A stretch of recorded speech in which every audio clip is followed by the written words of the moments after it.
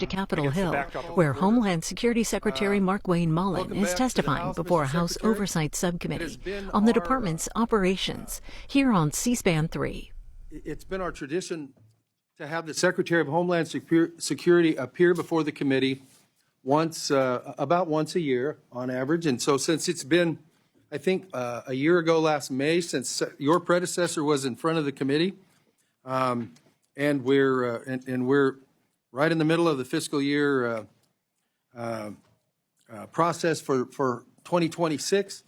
We are going to have we're going to have a little visit with you, as is the tradition. And so I would like to start out by recognizing members for opening statements. I'm going to waive my opening statement. I reserve the right to do a closing statement if I see fit. But with that, and moving right along, to the gentleman from Laredo, the floor is yours for your opening statement. Mr. Chairman, thank you so much. And again, we want to thank you for your leadership. As you know, you'll be leaving Congress at the end of the year, and I just have to say it's been a pleasure working with you and your staff, along with our staff. So thank you again for the many years of experience. I'd like to welcome the Secretary again. It was a pleasure talking to you yesterday, and the Deputy Secretary also, Mr. Hager also, and we look forward for your testimony and the dialogue as we start here this morning. You know, there's many issues that we want to talk about, but before I get started, I like to take this time to acknowledge the bravery of a Border Patrol agent, Alex Medellin, who, while he was off duty, he responded to a fatal plane crash in Laredo, Texas. On June 16th, he joined first responders and Good Samaritans to rescue people from the flames of a airplane that crashed there in Laredo. I understand that his bravery is a reflection of the courage and the commitment of those that serve not only Laredo, but all across the nation. But I just wanted to say thank you for that individual, that Border Patrol agent. As I move forward, we certainly want to look at hearings that we've had in the past, and I think it's we know the work that Homeland does. It's critical to the national economic security, safeguarding physical and technological infrastructure and networks, and making sure that we counter the foreign threats. And again, I appreciate all the work, and we understand the way threats have been evolving and the way this committee has been working with your department. Let me start off with the $260 billion from reconciliation. Despite the efforts of the chairman and myself, we try to finalize the funding for all of DHS in fiscal year 2026. We tried, didn't get to that, but we do know that there was a reconciliation that added $260 billion to the department. I'm a big supporter of the department, but I'm a big supporter of Article 1 of the Constitution. And that $260 billion it's more than 4 times that Congress usually allocates to the department in one fiscal year, not including the disaster relief fund. These funds were never considered by the members of this subcommittee, nor did the reconciliation include a single safeguard to keep the funding accountable to the taxpayer. That should concern every member of this appropriations panel. The power of the purse and the duty of oversight are inseparable, not because Congress is entitled to this authority, but because the American people deserve accountability. We attempted during the markup to add additional oversight to the reconciliation through various amendments, but we were not able to do that. We did have a few of those amendments that were put in the chairman's mark, and I certainly want to thank the chairman for adding some of that. A lot of the language that we were trying to add have been there for many, many, many years, but were lost when the Border Patrol and the ICE were removed from the FY26. And I'm a big supporter of ICE, of Border Patrol, but I want to see those safeguards. And they've been common sense measures like reporting deaths in federal custodies, minimum standards for detention contracts, partnership agreements, and certainly protections, as we talked yesterday about the Riverland in my district. I do want to say that I am thankful to the chairman because he did reserve some of those protections in the chairman's mark, and I certainly want to say thank you for that. I believe in strong border security, but it's got to be more than fiscal barriers, especially to the border communities where we've had historical lows. I think the numbers have gone down by 96%, and I congratulate all of y'all. I did not support open borders, and I do not support open borders. But again, we got to have the right measures at the border. And keep in mind, the numbers went down without a single foot of border wall being constructed, without a single foot of border wall constructed. In my opinion, it's something that I've advocated for many years. You got to have repercussions at the border. You can't slap people on their hands and say, you know, come into bienvenidos a los Estados Unidos. You got to have repercussions at the border. And then at the same time, you got to work with our neighbors, Mexico and other countries. And again, numbers went down. I believe that your numbers are 96% without a single foot of border wall. But again, we got to look at what's important, and technology, intelligence, well-trained personnel. I think we have reached 21,000, almost 21,500 Border Patrol agents, which I support, and I supported funding for our Border Patrol. But we got to include our communities when we talk about border securities. The right policies matter. And as I mentioned, repercussions at the border for anybody that enters the border, the United States illegally, we got to have those repercussions. The reality is the $260 billion that we added, it's going to run out. It's going to run out in 3 years. And when we talk about hiring, the 21,500 Border Patrol agents, and as you know, the reconciliation added 3,000 agents to this, but at the end of this, we got to annualize their salary. So again, we got a lot of issues that we certainly want to look at, and I look forward to asking some of the questions of Mr. Secretary.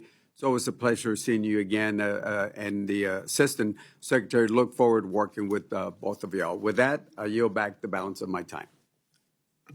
Thank you, Mr. Cuellar. So I'm going to go to you now for questions. Shall I deduct a minute 44 from your questioning? No, sir. You should add an additional minute and a half. Thank you for your advice.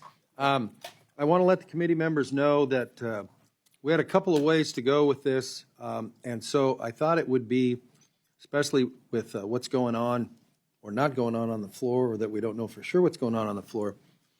We're not going to do 2 rounds of questioning, but Mr. Guest, would you like to come grab your seat? Or are you sitting by the door for reasons the rest of us should know about? If there's a problem, we'd like to go too, but anyhow. So we're going to do 1 round of 8 minutes per person to allow you, since it's been over a year, to allow everybody to have a good shot at having a discussion with the Secretary, but that's it, 1 of 8. And so, and I am going to attempt to be fairly disciplined about the 8 minutes. But with that said, we're going to turn right around. Oh, yeah, that's right.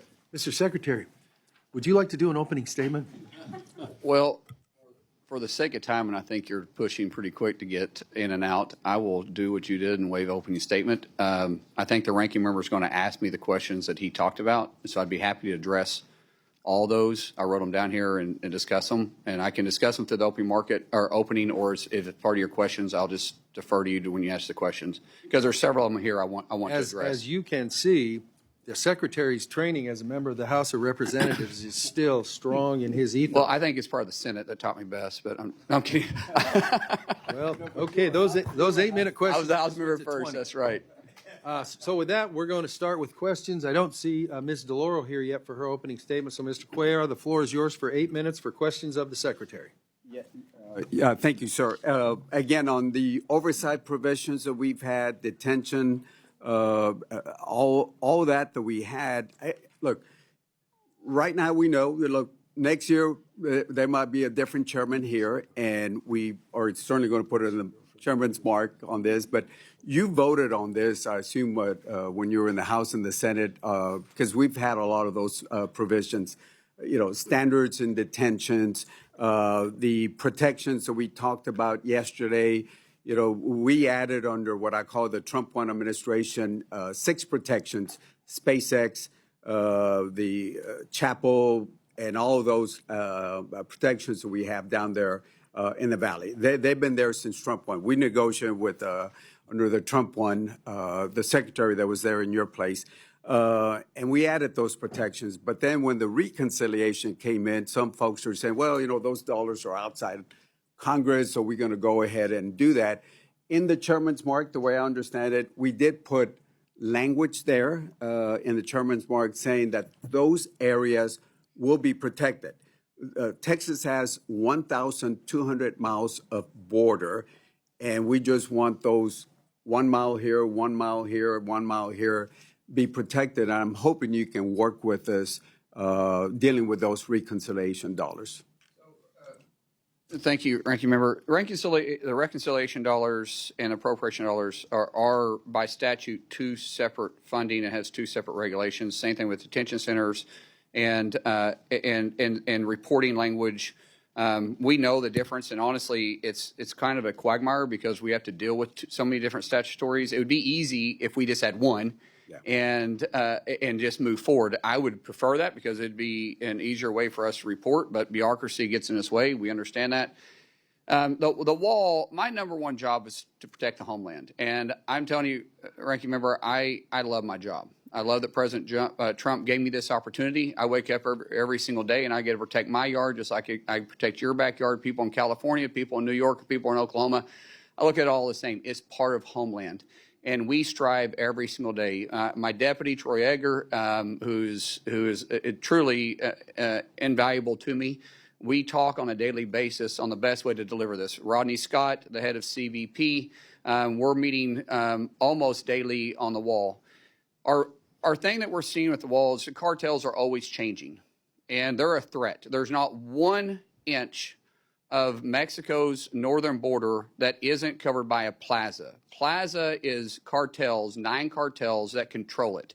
And they have plaza centers, they call it plazas, that they have plaza bosses, and they're always looking for vulnerabilities to push human trafficking and drug trafficking across our border. And they're getting very good at it. They're even using UAS now. We just discovered our first tunnel in years because our wall is being effective. We are pushing them into what we consider choke points. So the more walls we put, the more we can focus on trafficked areas.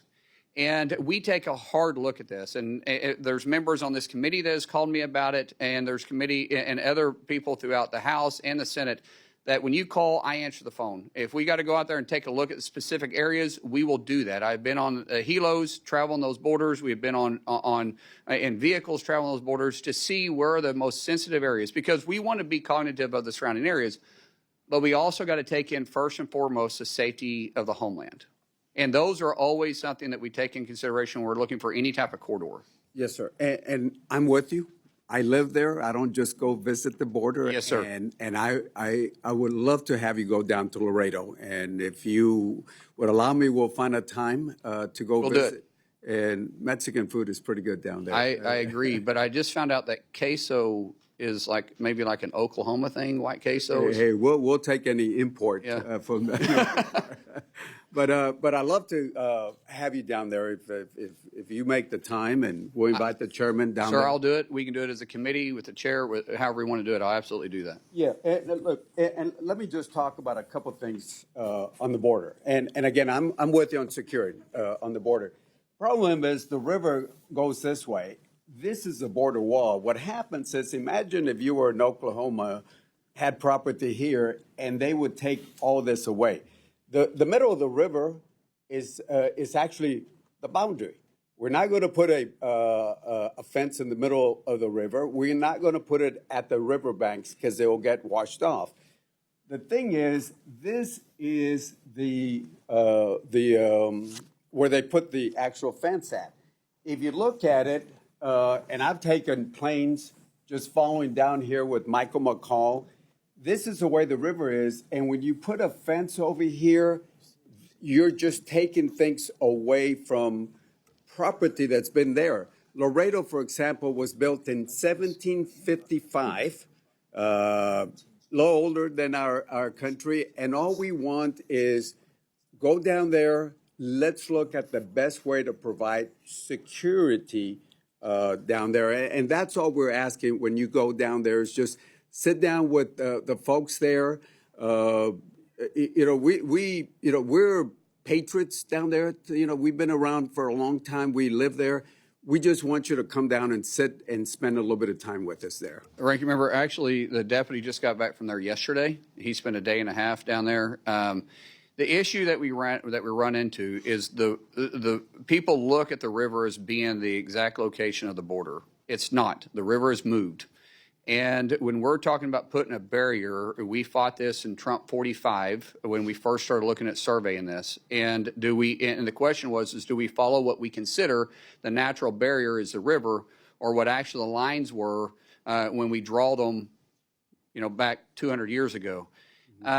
It was because of some of the court rulings, it came to that we have to look at where our actual border is, and that goes back to the Roosevelt line.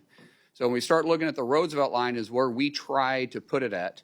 And there's some circumstances where we can't always run the Roosevelt line, but where we can, we do. But that's where we try to run is our true border line. Right. And we have fences down there in the valley, with the exceptions of those 6 exemptions that I talked about. There's our numbers from Border Patrol.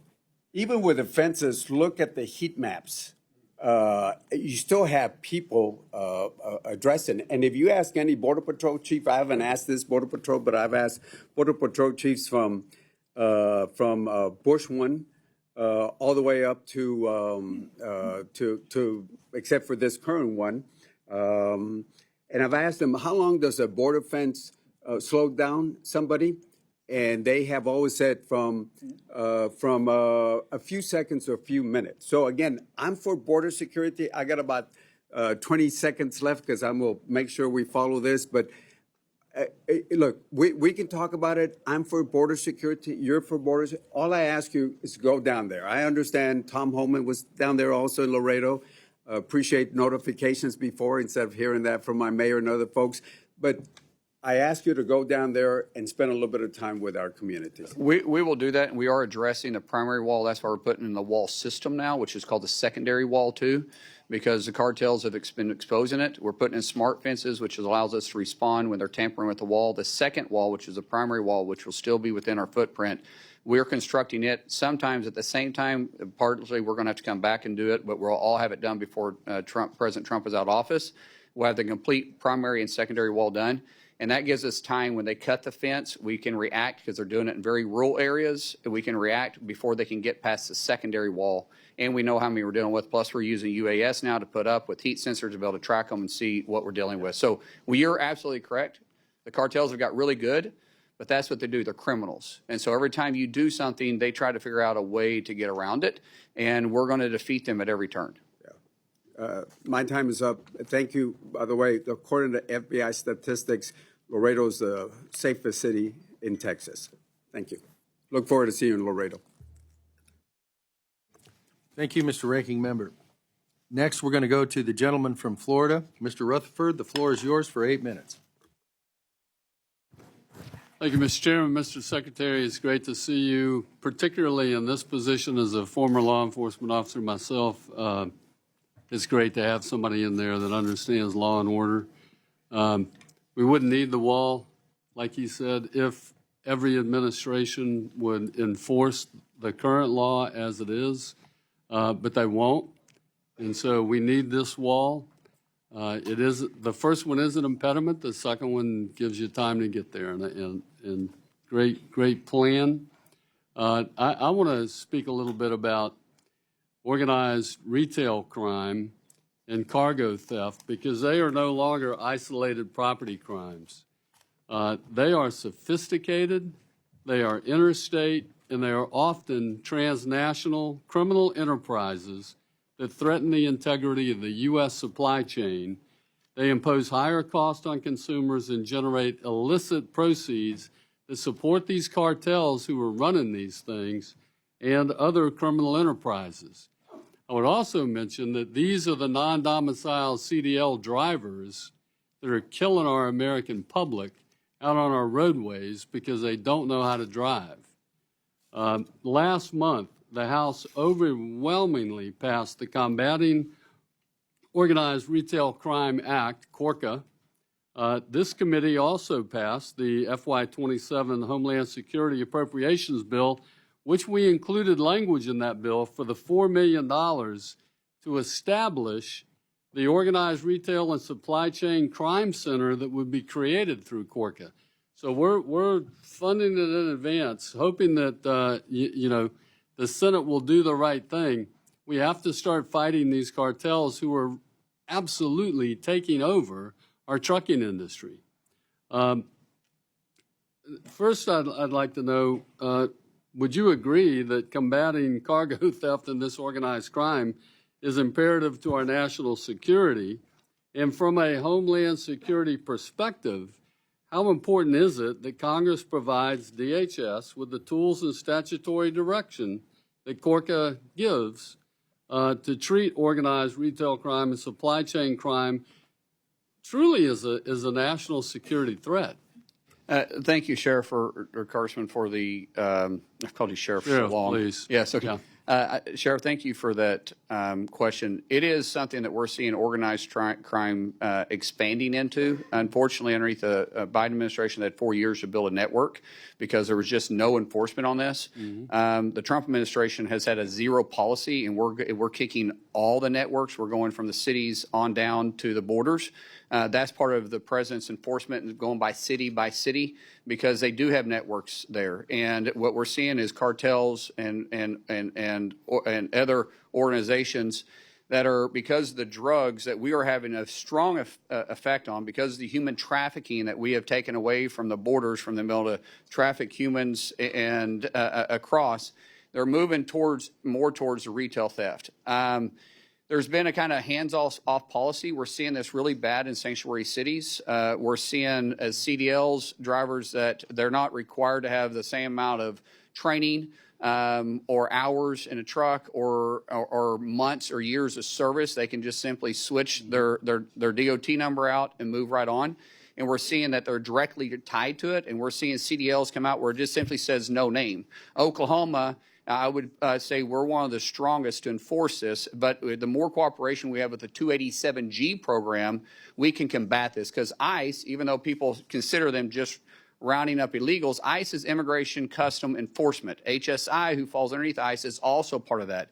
They combat human trafficking, retail theft all the time. For Congress to convey their interest in this, we have the authorities already to do it, but to convey it helps us get more cooperation from sanctuary states and sanctuary cities saying that this is different. Because when you have these sanctuary governors and sanctuary mayors that go out and say you cannot cooperate at all with ICE, right, what they're doing is at the same time saying you can't cooperate not just with immigration, but with other investigations that ICE does, which is much more than that. And so it really handcuffs us from being able to do it. So what we're doing is we're hitting all the red states, we're hitting the blue states that will cooperate with us, but we're just pushing them then into these high sanctuary cities, which is why you're seeing retail leave on a constant basis, which is not good for the economy. It's not good for anybody to do that. So the more you guys can help us and convey your interest, especially, this should be a bipartisan issue. This be something that no one is looking at this as a blue or red issue. This is across the state, because when we lose a pharmacy, or you lose a grocery store, or you lose a mom and pop shop, or you lose a jewelry store because they're getting robbed to death, literally, and no one's enforcing it, that's not good for anybody. That affects all your all's constituents. Almost said all of ours, but I guess they're all your guys' constituents now. And we just simply want to enforce laws. What we don't do at DHS is pick and choose which law to enforce. We enforce the laws that Congress passed. Right, and I think it's important that DHS and DOT that we come together on this because part of the enforcement, I can tell you, if you want to end this, let's start seizing some of those trucks instead of giving passing the cargo on. And when we stop these We have the drivers authority. who are violating cabotage, let's start some seizures and forfeitures on these vehicles, and that'll stop. We actually have that authority through the 287G program. And when I go back to Oklahoma, even though we have 4.3 million people in the state, we have more arrests under the 287G program, and we've revoked and confiscated more illegal CDL drivers than any other state. The only one that has more arrests is Florida. Their population is quite different. Right. Oklahoma has stopped, revoked license, and arrested and confiscated vehicles more than any other state because we have complete cooperation with the 287G program. I'm glad you brought up 287G because that leads right into my next issue. Because when I was sheriff, I started a 287G program within my jail. I didn't know it was that old. Oh yeah, I'm kidding, sir. But here's the thing: we've made significant investments in the program, and I want to say thank you. You all have done so much in expanding the 287G program across the country. I think there's now over 2,000 state and local agencies involved in the program. That's phenomenal. So can you talk a little bit about that and how important that is? I can tell you the former ICE chief who retired told me in the hearing, it's the best thing since sliced bread. And we can't get these darn sanctuary cities and states to participate in this program. And I like your idea, Mr. Secretary. We need to find a way to hold them accountable. Yeah, so the 287G has been super successful for us. One of the things that I want to kind of tie back to, because again, that's allowing us to have the partnerships with all the sheriff organizations. The Secretary has been very focused on recovering UACs, children that made it across the border, 450,000. Through the Secretary's leadership and working with the White House, we've been able to use the 287G program. We've been using Big Beautiful Bill money to actually work and fund that, basically helping the Sheriff's Department and going out and working with us to help us locate these kids. We've located over about, 140? Yeah. 147,000. 147,000. And again, it really thanks to you guys funding the Big Beautiful Bill, being able to give us the money. And really with the partnerships with the sheriffs, this also helps build your local communities. This money goes directly to them. That helps them build up their facilities, their capital, their cars, all of that stuff. So thank you. Thank you very much. And Mr. Chairman, I see my time is up and I yield back. Thank you to the gentleman from Florida. You are now tied with the gentleman from Laredo for best timekeeping skills. It is my understanding that the distinguished ranking member of the full committee wants unanimous consent to enter her opening statement in the record. So if that's true, without objection, so ordered, and the floor is yours for 8 minutes for questioning. Okay. Well, I was just going to say, because I was late and my colleagues have been sitting here as I do want to put my statement in the record, but let me just have my colleagues go first and then I'll come back. Okay? Thank you. Thanks, Mr. Chairman. Yes, ma'am. Your statement will be entered in the record, and we now very recognize the gentlelady from Illinois for 8 minutes for her questions. Secretary Mullin, I want to discuss FEMA's denial of disaster assistance for families in Illinois. You and I both come from communities that deal with tornadoes. Just last week, northern Illinois was under a tornado watch as severe storms swept through the region, downing trees, disrupting flights in and out of Chicago, and leaving thousands without power. And between August 16th and 19th of last year, severe thunderstorms, extreme rainfall, flooding, and damaging winds impacted communities across northern Illinois. Homes were damaged, roads were flooded, power lines were down, and families suffered significant losses. Illinois requested a major disaster declaration that included individual assistance, which helps affected families pay for home repairs, property losses, child care, temporary housing, moving assistance, moving expenses, and recovery costs. FEMA denied Illinois' request in October. Illinois appealed in November. Then on February 7th, 2026, FEMA denied the appeal and reaffirmed its decision. Unfortunately, Illinois is not alone. Since President Trump took office, the number of disaster declarations approved has been 30% lower than the historical average. And there's reason to be concerned that they're being politicized. An analysis from March of this year found that FEMA approved just 23% of disaster requests from Democratic-led states compared to 89% from Republican-led states. Don't get me wrong. Concerns about FEMA's response are coming from both sides of the aisle, including from your former Republican colleagues in the Senate. This should not be a partisan issue. Americans expect timely disaster assistance decisions that follow the law, not politics. What makes this even harder to understand is that Republicans have provided DHS with tens of billions of dollars through reconciliation funding twice on top of annual appropriations. Your department has repeatedly stated that this funding could support operations for years, yet families in my district were told there was no assistance or funds available to help them recover. On top of that, this committee does not have a comprehensive spend plan explaining how these funds are being used, despite my repeated requests over the last several months. Secretary Mullin, will you commit to a member-level meeting with my colleagues and I to discuss why Illinois' disaster declaration was denied and to see how we can support my constituents? Ma'am, we haven't denied anybody a meeting with us. If you reach out, we'll meet with you. Just as long as you, and we'll do it in a timely fashion. Maybe not the next day, but we'll get to it as soon as possible. But I do want to address, what, if you don't mind, what you talked about here on politicizing it, because I don't. I actually don't want to talk about politicizing. Well, but it. if I want to meet with you. But I mean, you made some accusations here about President Trump that's actually not accurate, because Mr. Chairman. If you're going to make accusations, though, you have to let us respond back. Reclaiming my time, Mr. Chairman. Okay, so you're lying about it, Mr. Chairman. Because you don't want to hear the truth. Mr. Chairman, this week President Trump's Mr. nominee. Secretary, the record will reflect that you have agreed to meet with the lady and her folks, and since I'm trying to keep people in 8 minutes, please proceed. Thank you. This week, President Trump's nominee to head FEMA, Cameron Hamilton, appeared before the Senate Homeland Security and Government Affairs Committee and pledged that FEMA would be fair and reasonable when evaluating requests for disaster aid.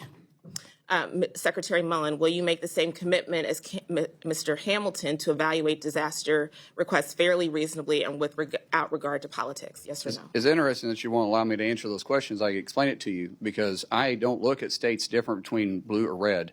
I look at them across the country as a whole. If you actually want to know what we're doing, I'll be happy to, so you're not worried about this. I don't look at this any different, ma'am, and I'm not here to argue with you. I'm not here to fight with you. I like facts. Great. Accusations doesn't help anybody. I appreciate the more that you're informed, the better you know, and because you're saying some stuff that's not true. And I hope that Illinois receives the same fair consideration as any other state. Now, I'd also like to address another deeply concerning matter, detainees who died while in your custody. Secretary Mullin, since Donald Trump took office, DHS's immigration detention system has been plagued by medical neglect, abuse, overcrowding, and a historically high death rate. I saw these dangerous conditions with my own eyes when I visited the Miami Correctional Facility in Bunker Hill, Indiana, where I met with individuals who told me that it takes months to receive medication refills, including for life-threatening illnesses like diabetes. Others reported being left unattended with infected boils and other serious conditions. So it's no surprise that a detainee at that facility died shortly after my visit, or that more detainees died in ICE custody in 2025 than ever before. Secretary Mullin, does DHS have any official, specific internal goals or policies to reduce deaths in custody? Ma'am, your numbers just aren't accurate. We've had 0.009%. Mr. Secretary, you're asking about this. It's 0.009% of deaths.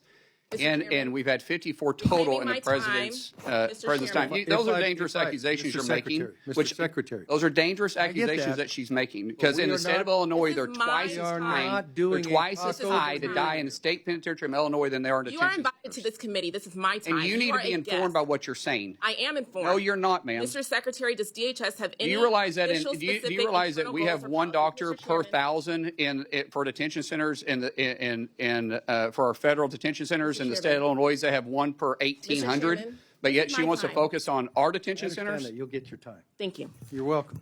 So I guess this is a good place to stop. We are trying to keep members to 8 minutes. Mr. Secretary, you know that too. That's fine. So we all know how the clock runs here.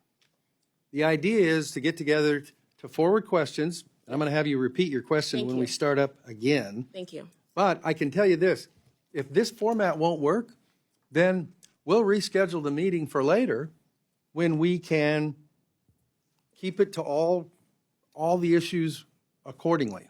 So this is the efficient way to do it, but if we can't do it the efficient way, then we'll go to Plan B, which will not be today. And I don't mean that as a threat to anybody. I'm just saying this is not Meet the Press or Fox News or whatever for anybody involved. It's what's the question, what's the answer? Mr. Secretary, if you need more time to respond to that, the committee will make any of your comments part of the record, and we will endeavor to make sure that you get to meet with whoever wants more time. But while we've got the whole committee sitting here, we're not going to do the XYZ debate, whatever the heck. So, ma'am, please repeat your question, and as near as I can figure, you got about 4 minutes left. Thank you, Mr. Chairman. You're welcome. Secretary Mullin, does DHS have any specific internal document, policies, or goals to reduce deaths in custody? And we do a wonderful job on That's a providing yes or no medical question, to. sir. We're doing a wonderful job at it. We have Is it your 0.009% testimony of that you deaths do in not our know whether the prison, department that you lead which is a has lot better than the state of policy? Illinois. Is it your testimony that you do not know whether or not the department that you lead has a policy to reduce deaths in custody? No, I did not say that, ma'am. You didn't answer my question. Yes, I did. You're making accusations, and you're not even I'll looking take at your that own as a state. no. You have no policy or plan to reduce deaths in custody. That's not now, true. 2 months ago, I asked ICE Our medical staff acting does a director phenomenal Todd job. Lyons In the fact, same every question. detainee sees a doctor He said or a nurse with every 2 weeks. I reclaim my time. Okay, ask your next question. Okay.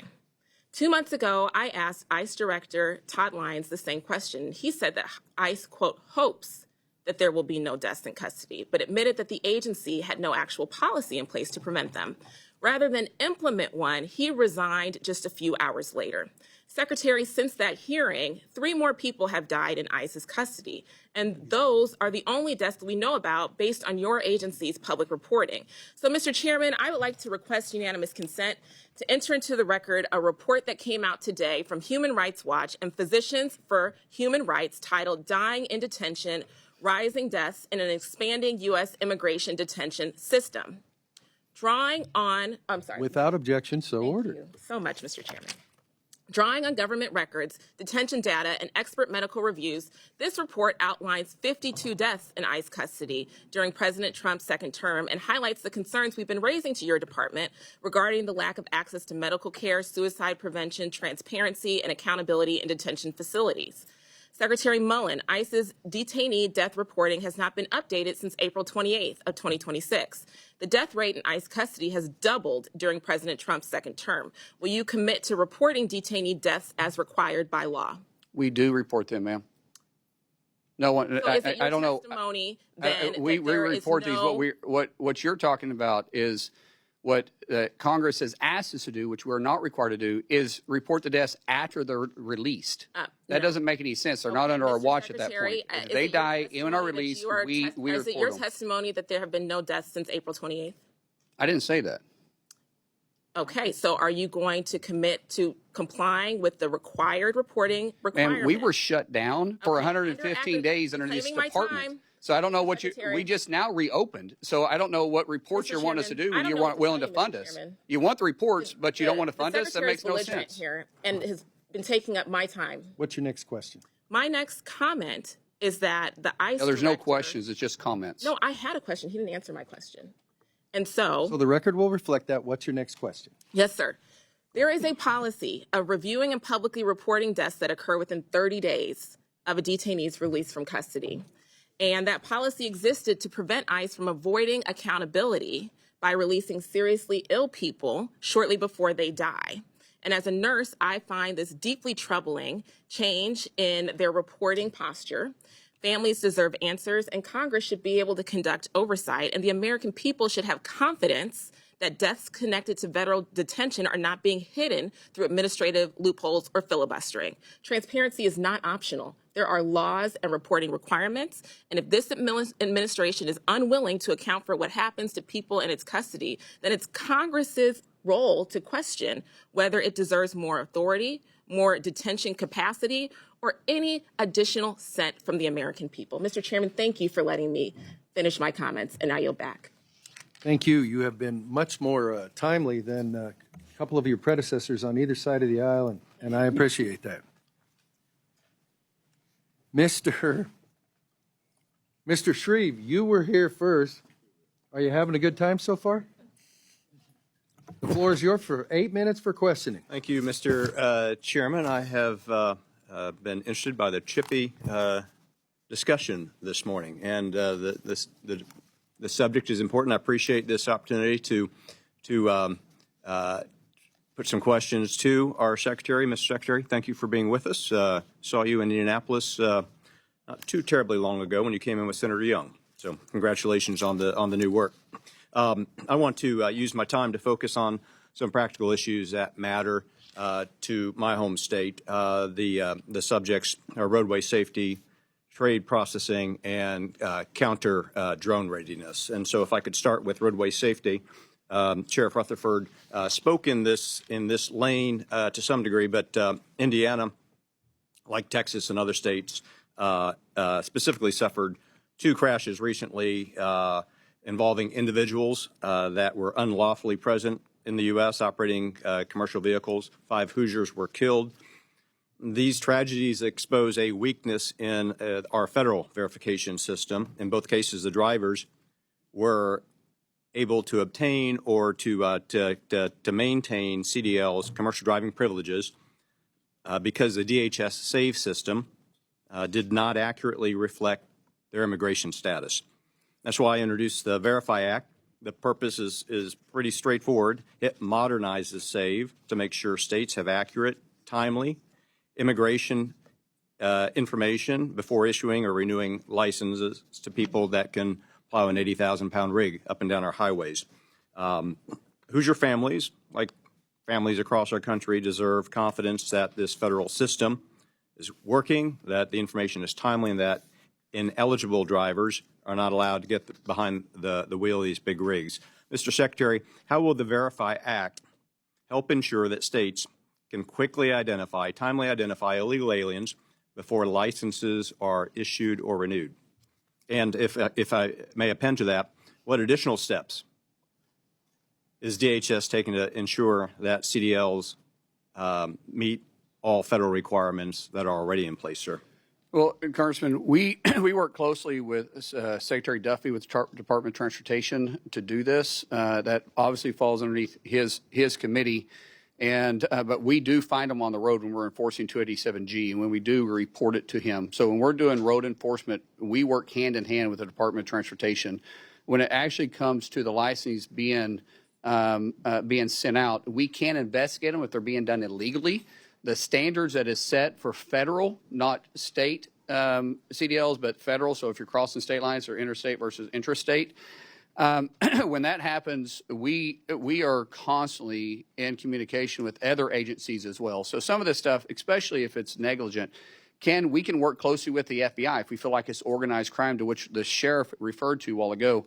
When we're talking about unlawful CDLs that are issued for international or for intrastate, not just interstate, then we also work closely with the Department of Transportation. We go after the illegals that shouldn't ever have the documentations to begin with. So when we find the documentations, we work with that. And Congressman, can I ask you to do me a favor and let me respond to Ms. Underwood, since she wouldn't, so I can point out some of the hypocrisy between the federal detention centers, but yet most Democrats don't pay attention to their own correctional facilities, because we see this quite common in our state. So just some facts here. Illinois has failed in 29 of their facilities to have adequate medical or dental care. That's from their own state health inspectors.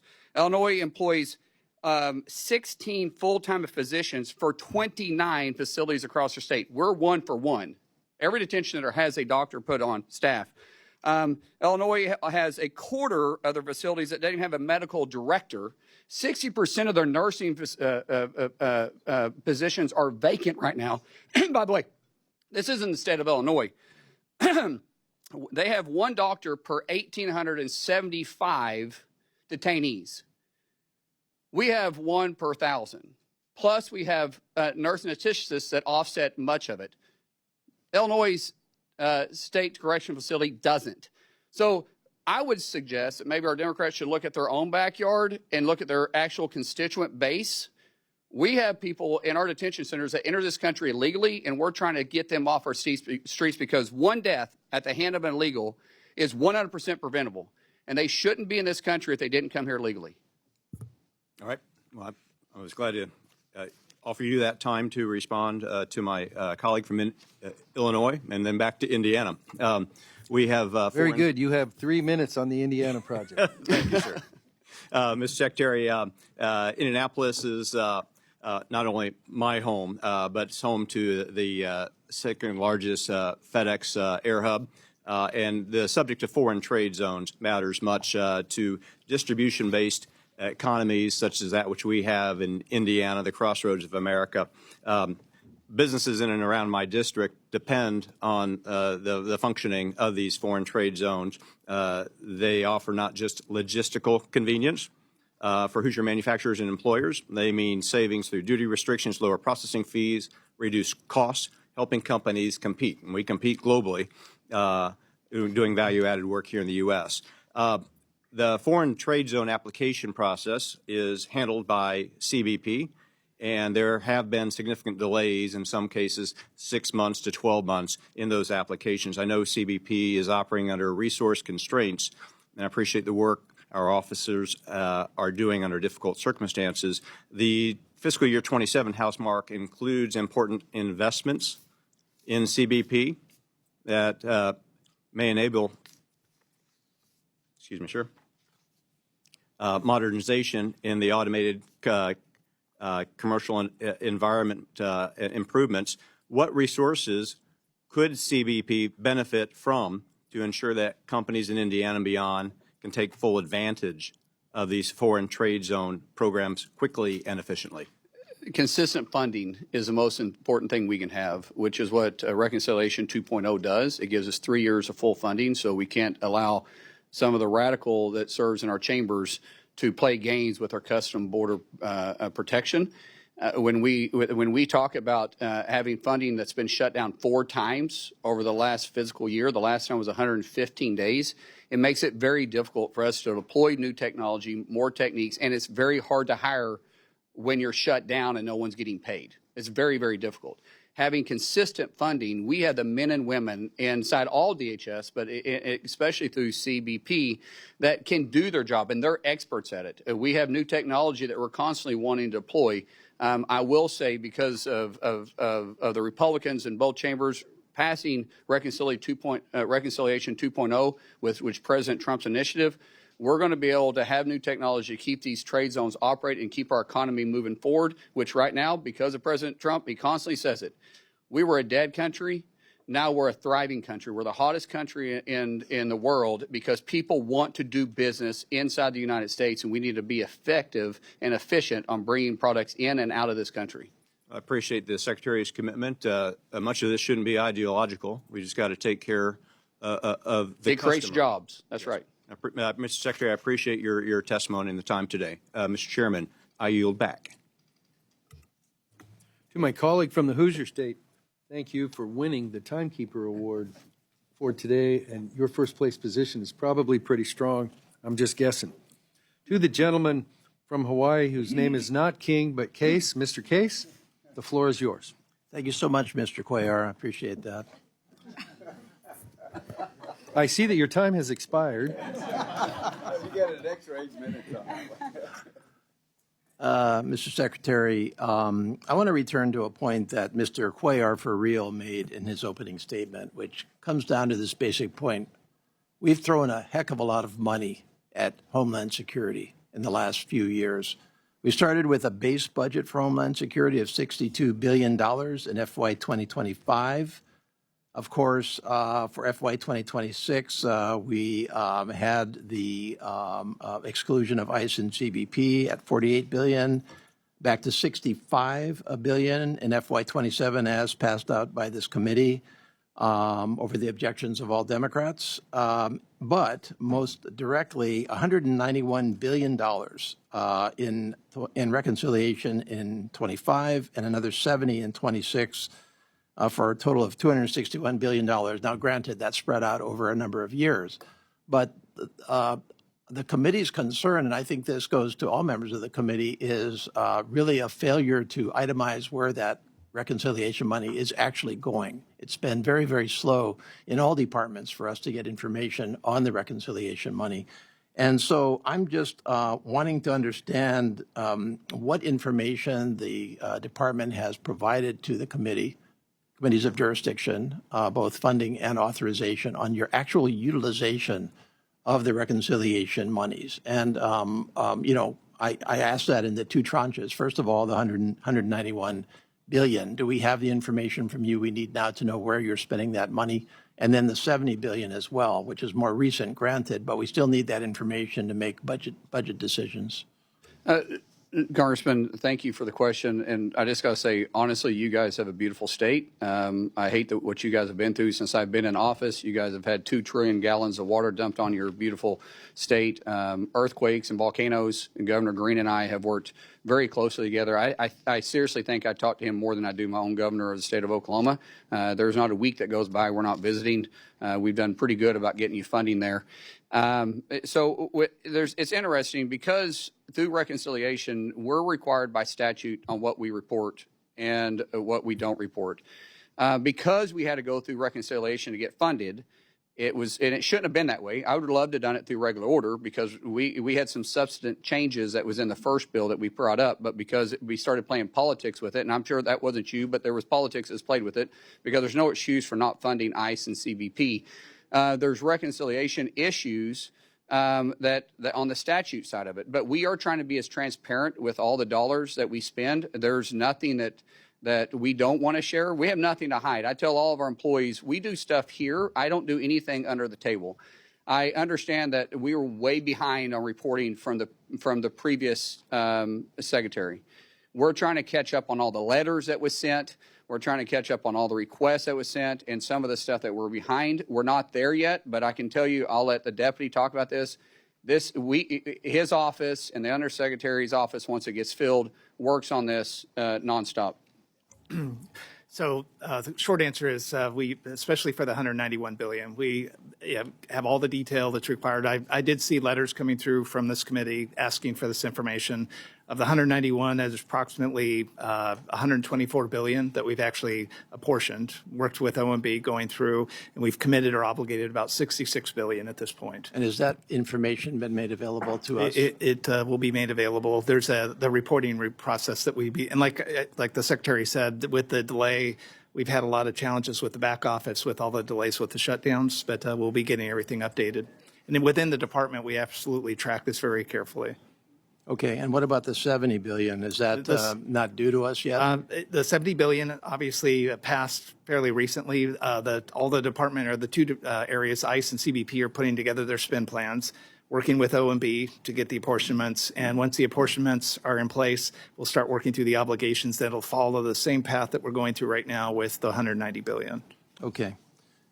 One of the concerns with the 70 billion as we went through that debate was that 5 billion of that 70 billion was allocated to the Secretary's office unspecified. First of all, do you agree with that? I just want to make sure we're on the same page. And second, what exactly are the plans for the Secretary to have 5 billion to spend at his discretion? Yeah, the 5 billion is very similar to what you saw in the 190 billion OSUM fund that we had out there for the Secretary. And it's really kind of broken up into kind of two categories between the judicial or stuff that's done non-immigration and the 2.5 that would be potentially stuff that we could do to augment stuff. And the example that I would say the Secretary has been very focused on is counter UAS. So this type of money outside of a program of record allows the Secretary the flexibility to whether, where we're only spending $40 to $60 million a year, he can go all in, set up a task force and put in, up to probably 500 to 600 million at his discretion. And we're also doing 3.5 billion is going to ice cutters. We had one ice cutter. President Trump's initiative is get us up to actually get to 50, but we're doing 11. We're buying some of that through Section 90007, which is the Secretary's fund, replenishing some of it with the $5 billion out of this reconciliation 2.0. This is also the way we're able to keep CBP and ICE operating during the 115-day shutdown. And then the counter UAS, we're vulnerable, extremely vulnerable, and it was it was made more apparent during our preparation for FIFA. So for the first time in history, we have all 11 stadiums covered with counter UAS. That's never happened before. In fact, none of these stadiums even had counter UAS. So this funding, because there's no line item for counter UAS in our budget, we were able to use this funding, which is a lot because we got to work with local partners and we also got to reimburse certain agencies too. So this gives us the ability to flex when we need to because of the new threats that are facing the Homeland every single day that isn't always line item. Okay, thank you. I think we all want the information on how you're spending that money very transparently. I appreciate your comment on transparency. And by the way, I don't want to let your comment on FEMA's help to Hawaii go undiscussed. We have, in fact, had major challenges, and FEMA has been very, very good. And in prior hearings with your predecessor, I commented in particular that what appeared to be a vendetta against FEMA was completely uncalled for, given what FEMA has actually done for Hawaii on the ground with 3 straight disasters in the last couple of years. So appreciate your partnership on that. Governor Green has been very helpful in this because of the way he reports to us when some governors don't. His accountability, what he says, what he gets reports in on a timely manner, the way he communicates is the key to getting this done. I'm texting him as we speak to say that you're saying nice things about him. So don't say it. Don't publish it. I hope that doesn't on this is published. My time is about to expire, and I'm not going to incur Mr. Cuellar's wrath. And so I'm going to list some questions for rhetorical purposes. Why does the Coast Guard need $2 billion more in the supplemental, which was submitted yesterday, number one? Will you reverse course on the cuts to CISA, which I think are penny wise and pound foolish? How much do you actually, I'm going to stop right there because I'm over time. I don't want to get in trouble. Can I answer those real quick? I can do it real quick. So, No, Mr. Secretary, I can make it easy for you. I am going to yield Mr. King, who some know as Mr. Case, 2 minutes of my questioning time for you to answer those 2 questions. Well, it won't take me 2 minutes. So the $2 billion supplement fund that we sent back, we've had a tremendous amount of more expense because of the threats that are facing us with the actions in Iran. Plus the narco boats that we're having in, those weren't there. The president has put a tremendous amount of emphasis on putting new cutters on the water and utilizing the Coast Guard in a way that hasn't been used before. That comes with manning power too. And so the $2 billion to stand up to meet the force needs of us moving forward, and also on some reimbursement costs that we incurred during the shutdown. So while we're shut down, DOW was paying our fuel bill. Because we still had missions. Our international waters, it wasn't, they weren't patrolling themselves. And since we didn't have the funding, we had to do it. And so that's reimbursing also to the DOW and for our mission sets. And you have and counter-UAS, sorry. Counter-UAS, yes. Or CISA, I mean. CISA, absolutely. Listen, CISA has very unique authorities, and we have adversaries that are attacking not just our government, but attacking our businesses every single day. And the one that has that authority to do it is CISA. It probably got a bad rap because it wasn't utilizing its authority. It was politicized for a little bit. We're hiring the best people. We're bringing in a director for CISA. We want to stand it up and be not just average. We want to be the go person for cybersecurity in the nation. That's our focus. That means we're going to hire back up. We are about half staffed what we need to be. Do we need to hire everybody back? No. Do we need to hire about 600 people back? Yes, but I don't want to put bodies in position. I want to put the talented individuals that know what they're doing and have partnerships with our state and local officials. Thank you. Thank you very much for your forbearance, Mr. Chair. Mr. Cuellar, thank you for helping out your colleague from Hawaii on getting those questions answered. And we're going to go now to Mr. Guest, the gentleman from Mississippi. The floor is yours for 8 minutes. Thank you, Mr. Chairman. Mr. Secretary, thank you for being here. Thank you for your leadership.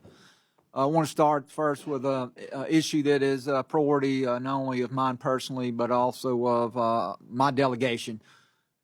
In May of this year, tornadoes hit South Mississippi, causing extensive damage. There is an outstanding FEMA disaster declaration. Now, I will say that it has been approved by your agency. Your agency has been extremely receptive We have contacted FEMA, and I can say that they have provided all the information that we've requested, and you have done everything on your end and your agency's end to try to get Mississippi the needed relief. At this point, we are still waiting on that to be signed off by the White House. And so my request to you, Mr. Secretary, is if you would please press the White House to review the outstanding request for assistance because it is something that is extremely important to my home state of Mississippi. Ms. Secretary, thank you for the work that you've done in securing the World Cup. I know that we are now 2 weeks in, and it appears that the World Cup has been a great success for America. I have enjoyed watching videos of fans from across the world come to some of the 11 host cities across the country. Speaking of the reception that they've received, getting to experience American hospitality and getting to feel secure in the 11 different sites that you and local and state agencies are responsible for securing. You mentioned some of the challenges, the UAS anti-drone, some of the challenges securing the stadiums themselves, and then some of the outer events that are occurring. And so as we are 2 weeks in, just kind of want to get your thoughts. I know we're not done. The mission is not complete. But one, I want to congratulate you, but I also want to get your thoughts as at this point, kind of give us an update on where we are 2 weeks into the FIFA World Cup. Thank you so much, Congressman. First, real quick on the disaster, the president's well aware of Mississippi. Him and I, actually, he was texting me while the governor was texting me. Cindy Hyde-Smith was in the vehicle with him, and we were working together. I turned around and called the president. The president said, make sure they get the disaster relief or the disaster declaration over to me. We'll start working on it. We're waiting on preliminary numbers to come in that the governor knows about. When he sends us to us, he'll go straight to the president, get to the president's desk, and we'll put in. But they're still assessing the damage there, which was horrific. The discussing FIFA, thank you. DHS has done a phenomenal job, and keep in mind we're shut down through the majority of this, trying to stand this up. We have 78 Super Bowls in 11 cities in 38 days. Plus, we're assisting 13 games in Monterrey, Mexico, and Mexico City. So we've been spread thin. We couldn't do it without our private partnership and public partnership in our state. This hopefully can show that DHS, with CBP, with ICE, with TSA, with the FBI, we can work together and have a good working relationship when we're looking all together for enforcing laws and making sure that we're safe. So when we're working in New Jersey or we're working in New York or we're working in Seattle or we're working in LA, we're working flawlessly together. And hopefully we can do that to enforce other nations' laws too, because we've had no serious major incident. Now, there's a lot of fans that go around. Things happen. But there's been no serious issue. We've had some threats come up. We've been able to knock it down because of our relationship with FBI plus ICE, which has HSI, which can investigate, go make the arrest. So we've had a great fan experience. We've got great rapport back from our fan base. Even in the fan zones that they have set up for the fans that experience the games that can't get in, we've had a great time. We do have a tremendous amount of counterfeiting. We're starting to see more human trafficking come in place. Just in Dallas last week, we rescued 4 kids and 1 adult female. Arrested over 90 people that was involved in that human trafficking ring. We continue to push on that, but because of our great men, women in uniform, not just in DHS, which we have 80,000 badge officers inside DHS, but because of the state and local police and sheriff departments, we're able to say that we have a safe and secure area to which our fans can experience something. And I'm not a soccer fan. I've never been at a soccer game before until LA in our opening day on the 12th of June. I loved it. It's like becoming a NASCAR fan. Watching it on TV isn't as fun as being there in person. And being there in person was something to experience. And so now I find myself watching it all the time in evenings. I'm even going back through and speeding through games, and it's pretty exciting. Well, thank you, and again, the men and women that serve with you and our state and local partners for the great job that you're doing. Congressman, can I use your 30 seconds, 15 seconds of your time real quick? I want to, there's been two things brought up about deaths inside of detention centers across the United States, right? Across all the detention centers in the United States, there's been 54 deaths, 54, which is one too many. I get it. We don't want any deaths, but it's 0.0009%. In the state of Illinois, only in the last 12 months, and their 29 facilities, 170 deaths. I just want to again point out the hypocrisy from those that are against our detention centers, which aren't even paying attention to their own backyard in the facilities. And by the way, these numbers aren't unusual to state penitentiaries across these blue states. And thank you for the job that you do of providing quality health care to those people that are in detention under your watch. Want to switch and talk briefly about the border. I know Representative Cuellar talked a little bit about the importance. Again, thank you for the incredible job that you and your agency have done. The border is as secure as we've seen in our lifetime. We know that on the budget reconciliation bill that there was money for technology, not only wall construction, but technology. I am a huge fan of the autonomous towers that are there placed along the border. I believe that they serve as a force multiplier, that they allow agents to then perform other missions until they are notified of suspected breaches there along the border. I know that there was a first tranche of money that came out. There's scheduled to be a second awarding or second tranche of money for border security technology. Two questions. One is, can you tell me, if you know, Mr. Secretary, an anticipated timeline as to when those awards will be announced? And then the second part, and then I will let you answer and yield back, is as we look at investing in new systems, I would ask that you take into account the input of your rank and file officers who are there. Too many times it seems like that systems have been purchased, not just within DHS, but across the government, that don't necessarily advance the overall mission of the agency. We don't seek the input of those people who are there going to be operating the systems. And so I know I'm about over, but I wanted to give you a chance to answer those two questions before I yield back. Absolutely. The technology we put in place is technology of today. We don't want technology that we bought last year and it's outdated by the time it gets put in place. So the AI is a game changer. It is a force multiplier. These autonomous towers do allow us to have capabilities that we didn't have in the past, but they've also changed since we first deployed them last year.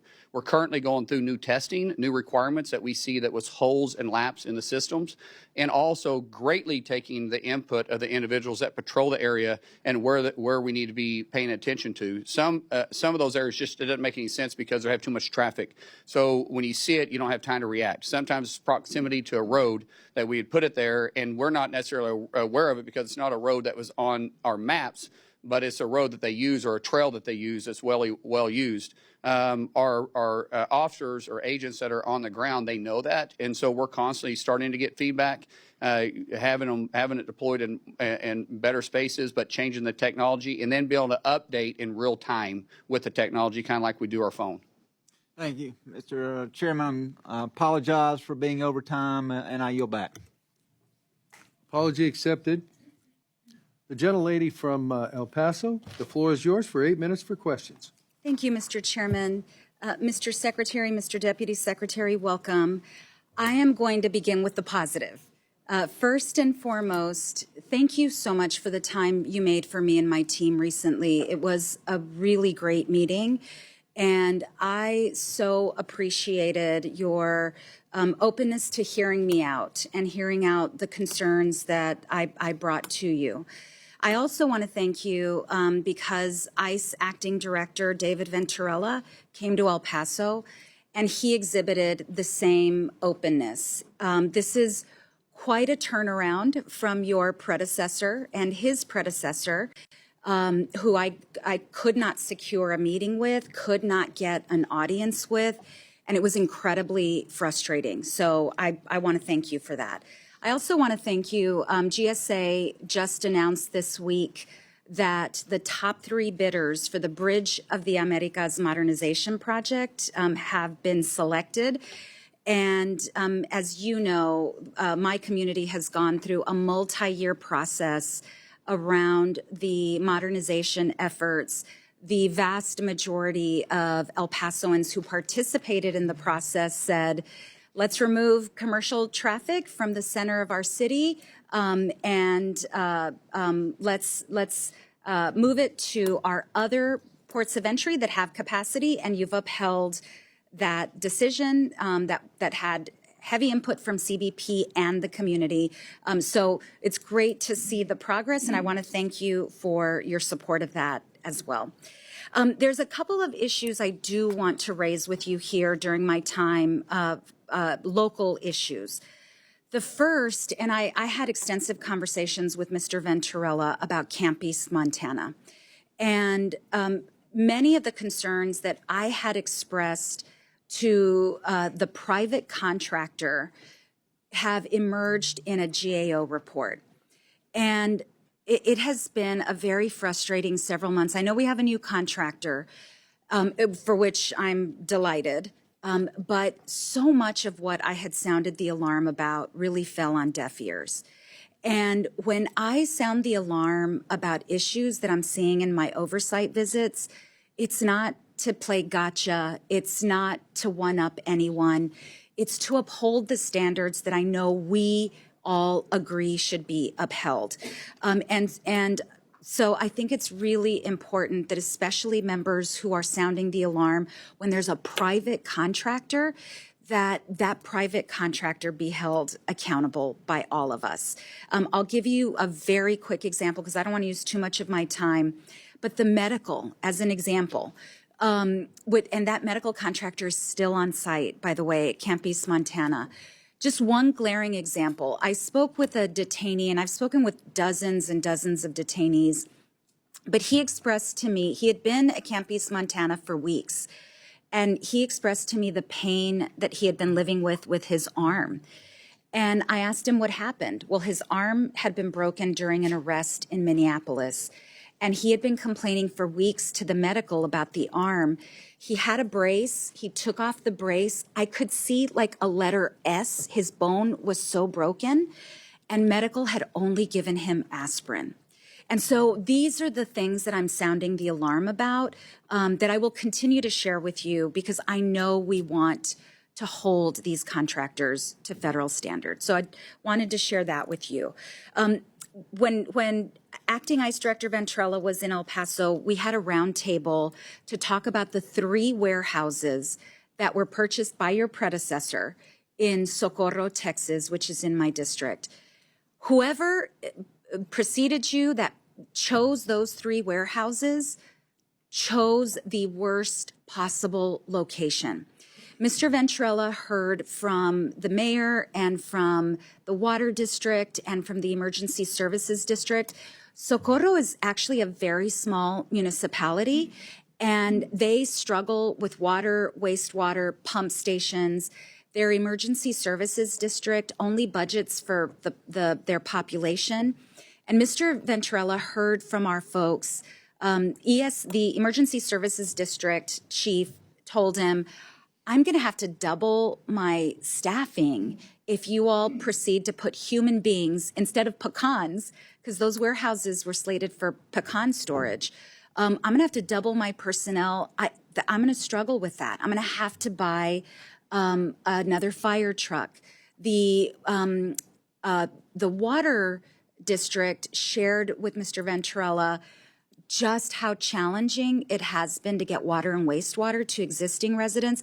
And I'm not going to go into excruciating detail, but I want to flag for you, whoever made the decision to buy those warehouses, which I know was before your time, picked the worst possible place with the least amount of infrastructure, and it truly is not feasible to convert those warehouses into spaces that will hold human beings, whether for training or staffing or detention. So I feel very obligated to share with you, to sound this alarm, that it would take years to prepare those facilities, but it would also take probably multiple millions of dollars on top of the overpayment to purchase those warehouses. So, I'd ask for you to please take a closer look. Now that Mr. Ventrella has been there, hopefully he has a more kind of on-the-ground perspective about that. We are evaluating all 11 that was purchased. There's some that just, quite frankly, probably won't work. I believe there's at least one in that area that probably just won't work. We do have issues with detention centers, just not enough bed space. So there's some that we're trying to make work, but there was some due diligence that maybe wasn't actually checked off. And so, man, what you're saying is not wrong. We're going through and reevaluating every one of them to be the best possible outcome for our mission inside of DHS. Thank you, Mr. Secretary. Something else I wanted to flag for you, and this was in the GAO report about the use of WEXMAC, the procurement tool for DOD that has been used for some of the private companies that have been hired for the private detention.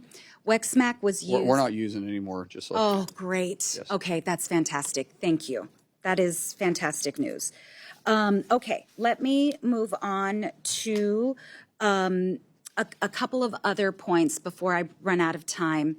The ranking member mentioned sensitive spots along the border where we previously thought the wall would not be constructed. And I want to flag for you two that are of particular importance to my district. One is Mount Cristo Rey, which is actually in my neighboring colleague's district, Representative Gabe Vasquez, property owned by the Catholic Church. The decision to take the diocese to court to acquire some of that land has really caused incredible distress in the community. So I wanted to flag that for you, maybe for a future conversation. The other area, and this is way outside of my district, but a place near and dear to my heart and to my constituents' heart, Big Bend. And Big Bend, we have seen really a coalition of law enforcement, private property owners, ranchers, nature lovers come together to want to preserve and protect Big Bend. Big Bend, we only have like 2 miles now that we're going to put a physical barrier in. The rest of it will be smart fence, so there won't be a constant barrier across there. We're having to do it in the high traffic areas. We do study the high traffic areas, and so we've got that problem resolved. As far as the site which you're discussing, we have already worked on this. We have a gate that's going to be available for those that are trying to come in from Mexico side to be able to make the pillage to the site. The site itself will not be disrupted where the wall is going to be at. I forget how far off, but it's quite a ways off from where the wall is actually being constructed. I don't have the exact footage, but it's not close. I mean, you're going to be able to see it, but it's not going to be close. But we're working with that sensitive area the best we can. But we can't leave it open because it is a high traffic area. It is a visited site. So we do have to control the flow coming in and out so there's not criminal activity taking place at the same time. But we've worked closely with the senators in the area. We have been out there, visited the site, and it was one of the first areas that we had to work through other than Big Bend to come up with a second solution for it. Thank you. It's not perfect, but it is manageable. I would like to connect with your team just to get more specifics. Absolutely. If you don't mind. Absolutely. And Reach out to us. I'm way over time. I have other questions, but we will follow up. Thank you, Mr. Secretary. Thank you, Mr. Chairman. Yes, ma'am. Gentleman from Arizona, Mr. Ciscomani, the floor is yours for 8 minutes. Thank you, Mr. Chairman, and thank you, Secretary, for being here. Both you and Deputy Secretary. I haven't seen you in the workout for a while. I was hoping you weren't going to bring that up today. It shows too, by the way. It shows. Okay, I will take that as a compliment. This is Mr. Siscomani, you now have 16 minutes to pick up. yes. I will happily take those 16 minutes and go home and cry afterwards. But thank you, Mr. Secretary, for being here, and thank you for the workouts that I've apparently been skipping. I'm very proud to support the men and women that serve along with you in this important department and all that you do and to keep our country safe.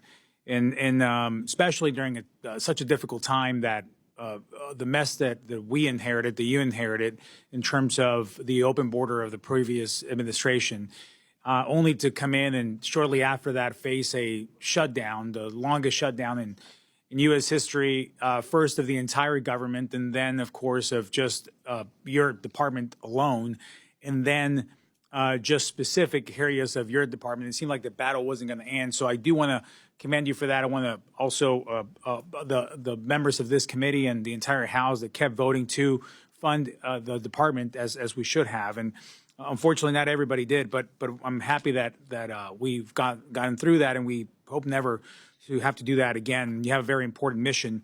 As a representative of a border district in southern Arizona, the work of your department is deeply personal to me and a priority to my office. We'd love to host you in Arizona sometime soon.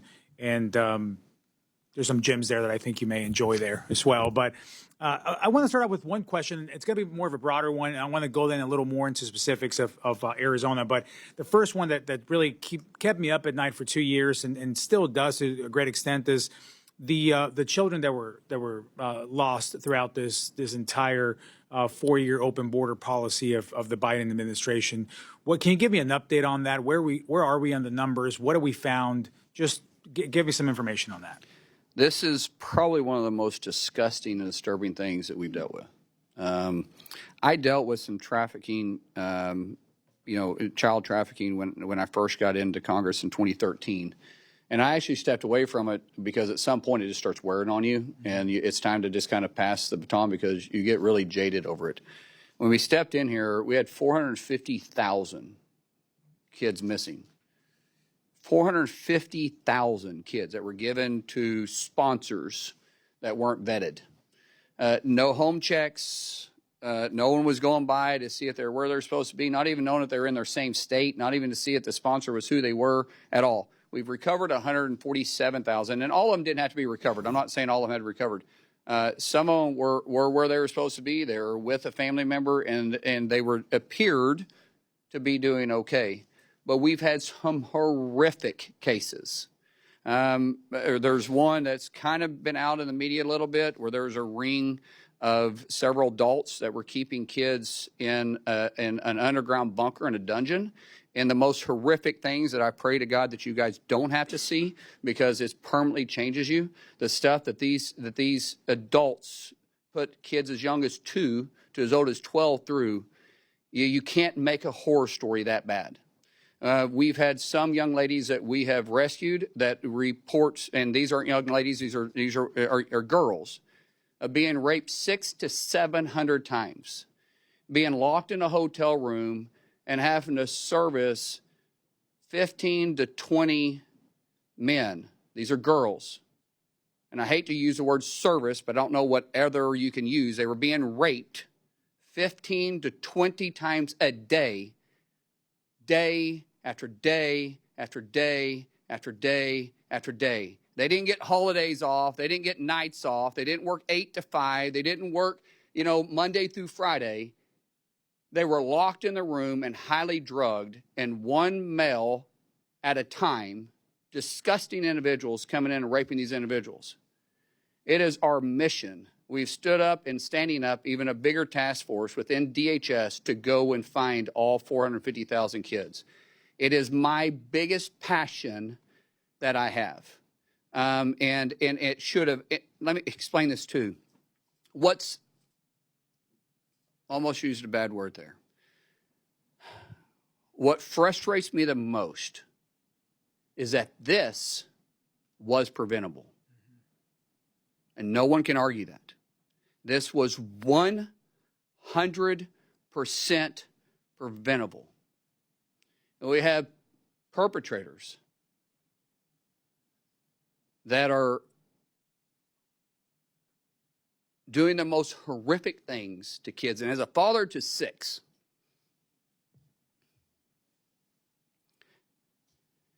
and 3 beautiful girls, when you see this, there's evil in the world. There's evil in the world. And we fed it. The Biden administration fed it for 4 years and took the innocent that's in my little girls' eyes, the innocence that's in our kids' eyes that we pray to God never has to deal with this. That innocent is permanently stolen. And we're trying to just restore some type of comfort to these young girls. But let me explain to you, young boys too. Unfortunately, we're seeing a rise of young boys being trafficked. And it just disturbs you. Well, I go back to my point. Clearly, you're passionate about this, and I understand why. I'm a dad of 6 as well, 3 boys, 3 girls. So I know exactly where you're coming from on that. And I can only imagine what you've actually seen. You can't unsee that. And obviously, the biggest victims here are those kids and those little girls and even older girls being trafficked and being. Our punishments for these individuals isn't enough. I want to keep talking about that and what the punishment will be and has been for those people. And there's a lot more to discuss there. And you're right, it was completely preventable. And for 4 years, we screamed off the top of our lungs about this. And this was the leading issue to fight against, and still is. So thank you for your passion on that. I have a follow-up question here real quick on the DeConcini Port of Entry, which is in Arizona in the Nogales area. This is a highly trafficked port of entry where I want to thank you and the Commissioner Frost for your response in my letter earlier this year and your commitment to working with GSA to prioritize this. If you have any idea of a timeline, I would love to hear that. And as I close in my last 30 seconds here, and we can talk about this timeline, and if I can just get a written response from you guys and what we're looking at. Let me just close with this in my last 30 seconds. I'm a naturalized citizen. This year actually marks my 20th anniversary as a U.S. citizen. I became a citizen in 2006. So I know the process well firsthand. I know that because I was elected to Congress 16 years after becoming a citizen of this nation. No other country in the world would ever give me that opportunity. No other country in the world would ever give any of us that opportunity.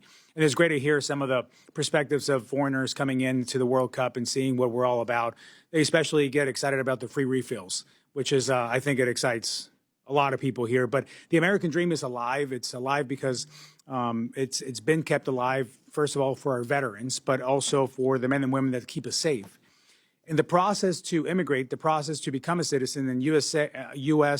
CIS and what they go through, it's an overload of work. I know it well, again, because we went through the process. So while becoming a citizen is an incredible privilege and it should never be taken for granted, I valued every time, and whatever work my parents and myself had to do to become citizens, we'll do it 10 times over to do it again, because this is the best nation in the world, and I'd rather be here than anywhere else. So in terms of the efficiency, can you talk a little bit about, as you close, what your agency needs from this subcommittee in order to make the improvements necessary for the process of people immigrating here legally and becoming citizens? We are improving the bureaucracy and the redundancy in the system, but there is, as you said, there is a way to become legal. If you choose not to do that, you're making a conscious decision, and I can't help you on that situation. If you don't want to become a legal citizen, there's a way to be in this country legally, but you have to follow the laws that Congress passed and that we enforce. I don't pick and choose, I enforce. But there is a right way to stay in this country, and there's a right way to become a citizen in this country, and you can't go around that. There is more that we need. We've been working for immigration reform in this body. Really, the last time it was done, it was in 1959. Why was the last time it was done in 1959? Because we make politics out of it. It's the right, it's the left. It's the Democrats, Republicans. One party is in charge and the other party doesn't want to help, and the other party is in charge, the other party doesn't want to help, and there's no common ground, but yet we always talk about them. I'm out of that game now. I just simply enforce it. But then we start playing games with which laws you want me to enforce and which laws you don't want me to enforce. If you don't want me to enforce the laws, then pass a law to say that that law can't be enforced. That's fine. Until then, I'm going to enforce the laws. Thank you, sir. And see you in Arizona soon. Or Yes, we will make that. We'll make that happen. We'll put it on the list. Thank you, sir. Thank you. Mr. Chairman, you're back. Thank you. We're going to have a committee remedial timekeeping class next week sometime for certain members of the committee. Sir, it's called a gavel. Well, actually,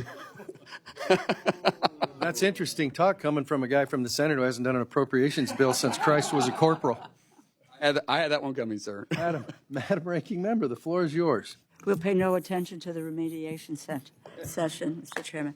I do appreciate, Mr. Secretary, your concern about the lost children, but I also want to remind people that let's not forget what was a Trump administration policy initiated by Stephen Miller, which was to let us separate children from their families at the border, because this would be a way to curtail or to stop immigration, separating children from their families, how to hurt them the most. I asked and had a phone conversation with Secretary Azar at the time.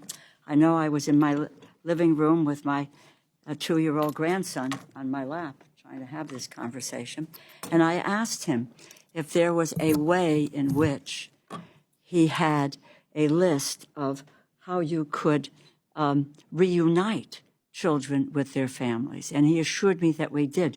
You know, when you take your clothes to the cleaners, they give you a tag, and you then go back and you retrieve your clothes. When you had luggage, you go and get your luggage is returned. Well, quite I wish the frankly, Biden administration would have done that.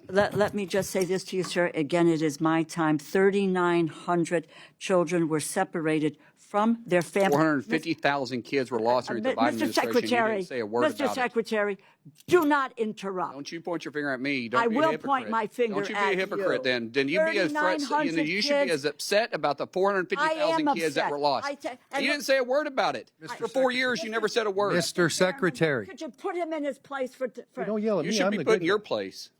Mr. Secretary, if you would like 4 minutes for a closing statement when everybody's done, I'll give you that. But while members are on their 8 minutes, I need them to have their 8 minutes. I started Chairman, my I comments. appreciate that. My issue is that they say this for sound bites, and I'm not going to let them say something What did like you that do that's not just true. recently for sound bites? I sympathize with the 400. We are going to have something resembling order here. The time is the ranking members. If you would like to respond later on, there are methods to do that, but it's not a who can talk louder into the mic. It's not. So you are recognized. Thank you very much. I will not let her Mr. sit there and lie and accuse something this ridiculous. You Well, know- this is the legislative branch, and it's my hearing, and so I'm going to try to some extent to control it moderately. And do Thank you. not accuse me of lying. Do not. Then don't. I do not. I appreciate, and I said to you at the outset, there's concern for children across the board. We care deeply about what's happening to children. And I went to the border and I watched children in those fenced-in places years ago and what was happening to them. So I have a long history, Mr. Secretary, in this area. 3,900 kids were separated. Secretary Azar told me he had a way to reunite them. Many of them were not reunited till today. And I don't want you to answer this now. Please get back to us and tell us what you are doing with regard to the settlement in terms of this issue, which is out there, which your department needs to come close to. I'll make a statement to you again. But this is fact from the bill, Mr. Chairman. The bill that the Republicans have proposed for funding the Department of Homeland Security cuts cybersecurity budget by more than $250 million. It cuts the TSA by nearly $350 million. And the Trump administration is openly advocating for privatizing TSA while trying to eliminate their collective bargaining rights. We all know what happened earlier this year. TSA workers endured the longest government shutdown in history. There was a lot of discussion and talk invoked about the long lines and the use of leverage to force through a Homeland Security bill without any reforms to what were critical ICE and CBP reforms that were necessary, that the American people wanted and were clamoring for. They didn't want to continue to see masked marauders on their streets with just harassing people. Congress eventually passed my legislation that paid TSA workers, funded FEMA, Secy, Secret Service, and the Coast Guard. And today, and it took you 79 days on the Republican side to make that decision to pay these people instead of just talking about paying this. The administration continues to attempt to walk away from the collective bargaining agreement with TSA workers, something that the federal courts have now twice said is illegal. Indeed, your testimony frames the attempt to force over 200 smaller airports in this country into a new security structure as a setting. And quote, the TSA, this is in the testimony, the TSA is on the path to privatization. My question on this issue is, given all that the transportation security office did for us during a Republican shutdown, how can it be that the department's position is that TSA workers should not be granted the same basic labor protections as federal enforcement officers? How can it be that your priority is to have them work for the lowest bidder, where the wages and the benefits of these workers will unquestionably be lower? Well, actually, it was the Democrats that voted every time to shut them down. Republicans voted every time to open them up. Pass. So Just give me we the didn't answer shut to them my down. You question. shut them down. Answer my question. I did. What are you doing? Why are you moving? Ma'am, I answered your question. You were the one that shut them down. The Democrats shut down. How many times did you vote to shut them down? Why? You know, these people come to us to get funding for the work that they do, and we ought I'm to actually take a look at factually the work correct. that they I'm don't do. factually correct. The work You that they voted don't to do. shut them down. Republicans voted to open them over and over and Well, over what again. the Your vote Republicans clearly finally stated that did- you voted to shut us what they down. finally It did- wasn't until it became Madam popular. Ranking And then, by Member. the way, ICE agents came there and helped bring the Mr. lines down. The Secretary. same people that you also kept shut down for Mr. 115 Secretary. days. I'm answering the question. No, you I thought didn't, you said Mr. you answered it. Secretary. The floor is hers. My dear, Actually, I gave it to her. You know, there is a chairman of a committee. That's me. I gave it back to her. this tells She's you got it. something about who these folks are. And You have everybody another on this question, panel. Madam Ranking Well, Member. yeah, no, I do, but I didn't get an answer to a question. So the How record can will it so be- reflect. Thank Please you. ask your next Okay, question. and I will. This has to do with FEMA. Simple question.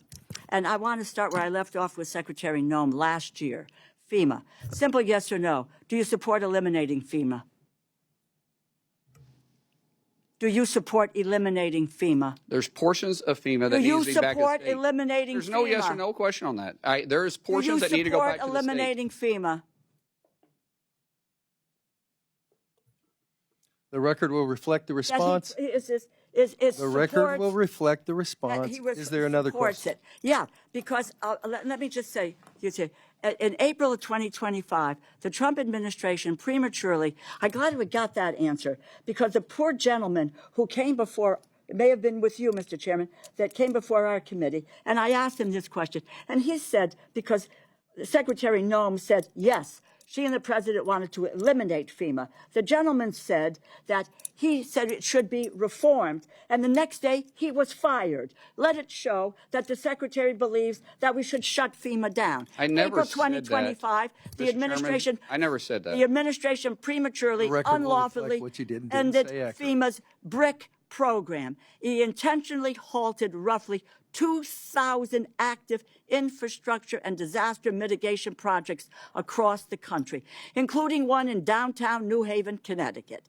A coalition of 22 states and D.C. sued FEMA.